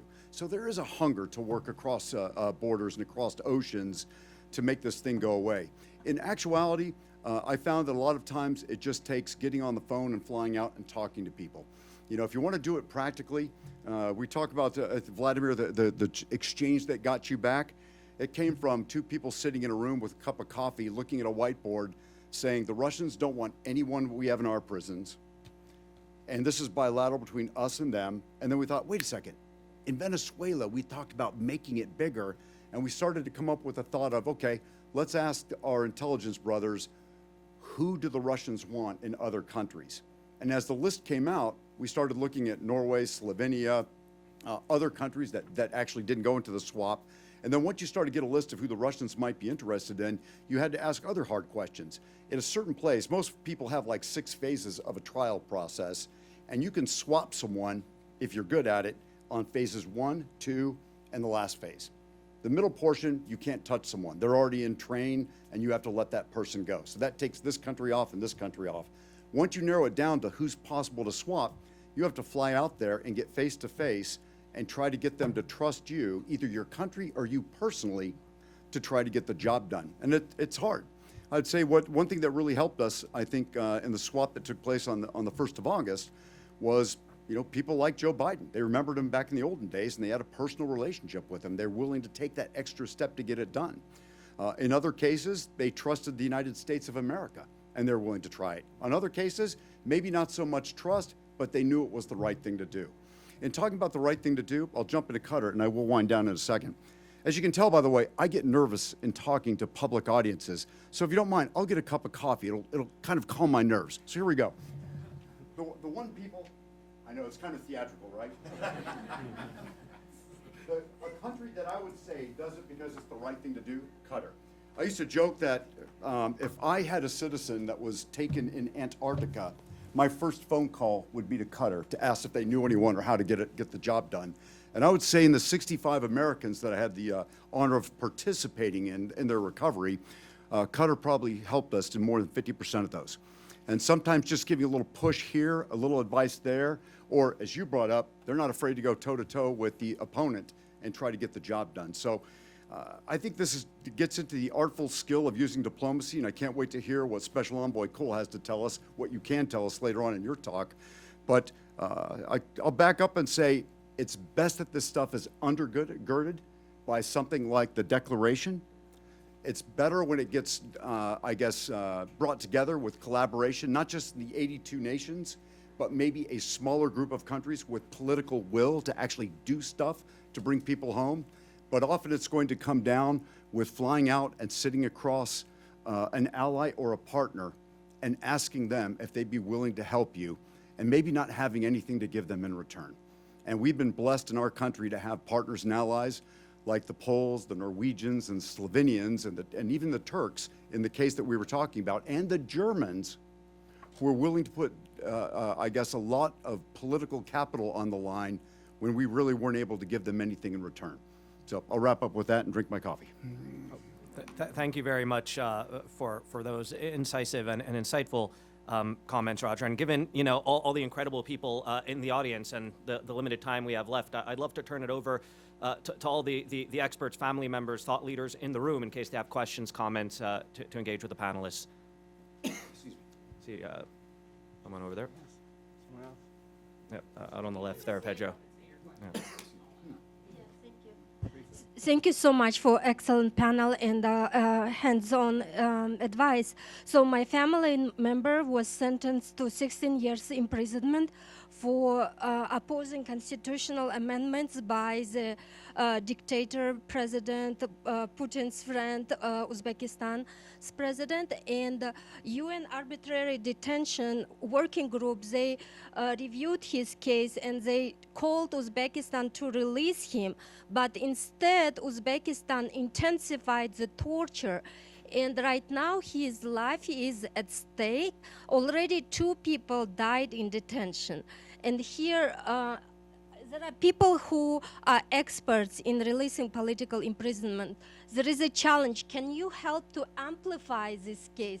Because Uzbekistan government hired Tony Blair to PR to whitewash its atrocities. Here in Washington, D.C., they hired the best top lobbyists to push their interests. But I believe that this room has high ethics.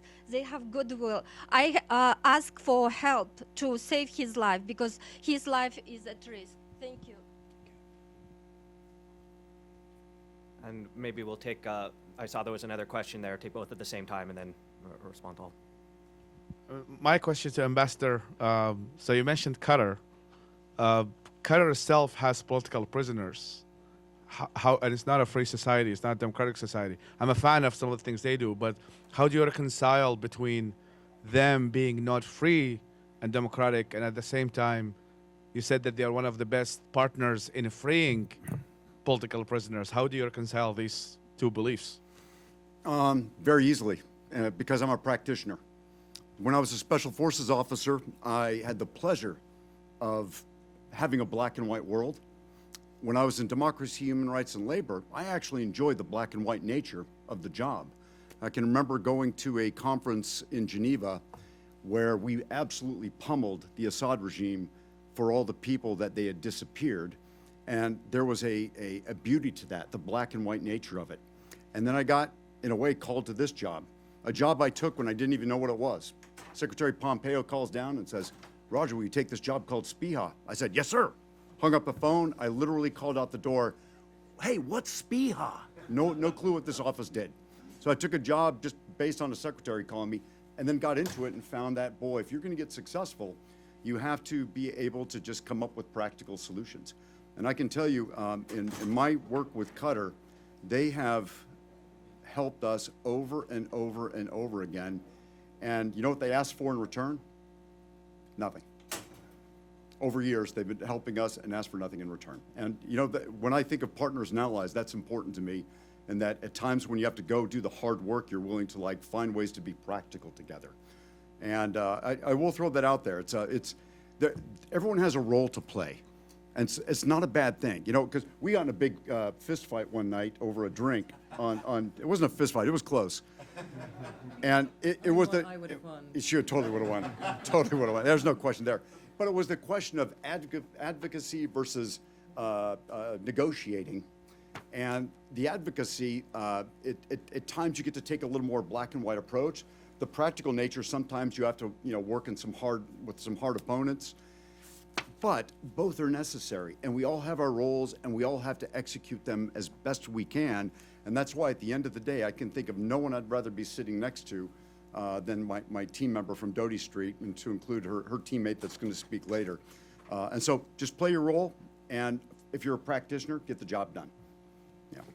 I hope that answers. I hope that scratched the itch. It may not have. So. Can I just add to that? Not to come back at you. No. Just to build on that. But you're right. It goes to the point I was trying to make before about the signatories to the Ottawa Declaration, some of whom are egregious human rights violators in this space. They may not be hostage-taking in the sense of trying to coerce another government to do something, but they are arbitrarily detaining people in order to suppress their voices, criticism, and suppressing fundamental rights and freedoms in their country. Everyone does play their part, and there is the practical. But if you cannot tell your friends when you have concerns that they are also violating their international obligations, then you are never going to get anywhere with your enemies. So international coordination and cooperation must include a commitment amongst states and an honesty amongst states to be frank with each other and to tell each other so when they have concerns, so that it no longer becomes something that's hugely controversial to sit in the Human Rights Council and for a state to call out another state's violation of their human rights obligations. States are very weak sometimes, refusing to name individual cases, refusing to actually call a spade, calling that diplomacy. Whereas I'm not a diplomat, but I think I'm slightly Scandinavian. I think being direct is with your friends and calling out bad conduct is really important, particularly in this space and in terms of prevention, because it's only through that direct dialogue and honesty can we really move forward in ensuring prevention and accountability for these practices.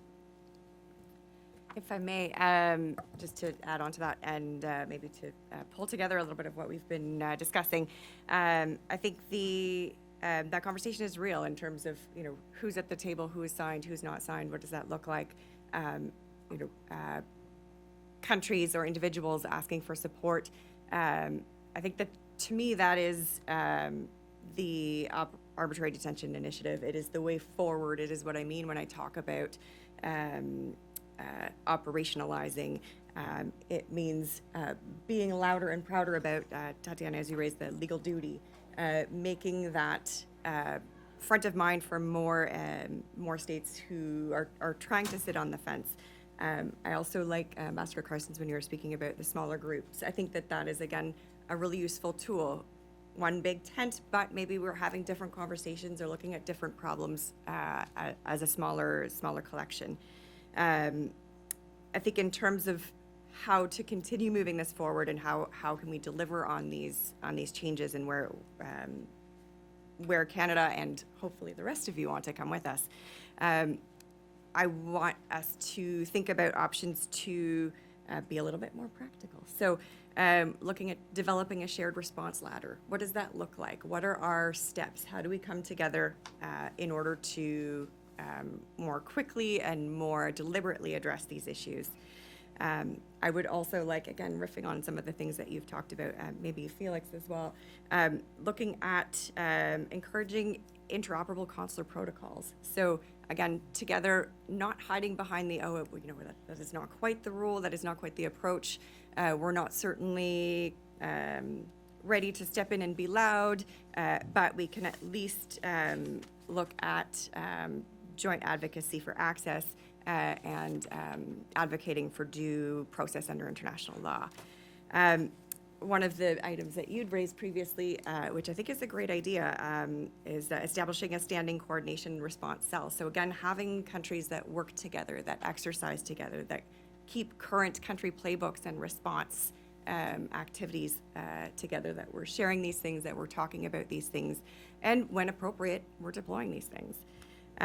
Strengthening legal and monitoring tools. Canada has put forward or commissioned an independent report of eminent jurists on arbitrary detention. There is a long collection of recommendations within that document.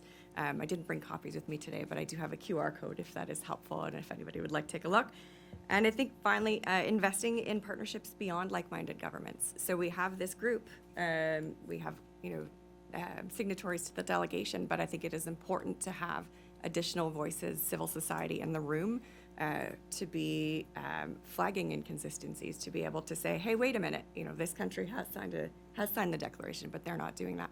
Diplomats may or may not be able to do that depending on the situation. So additional voices in the room is a huge asset.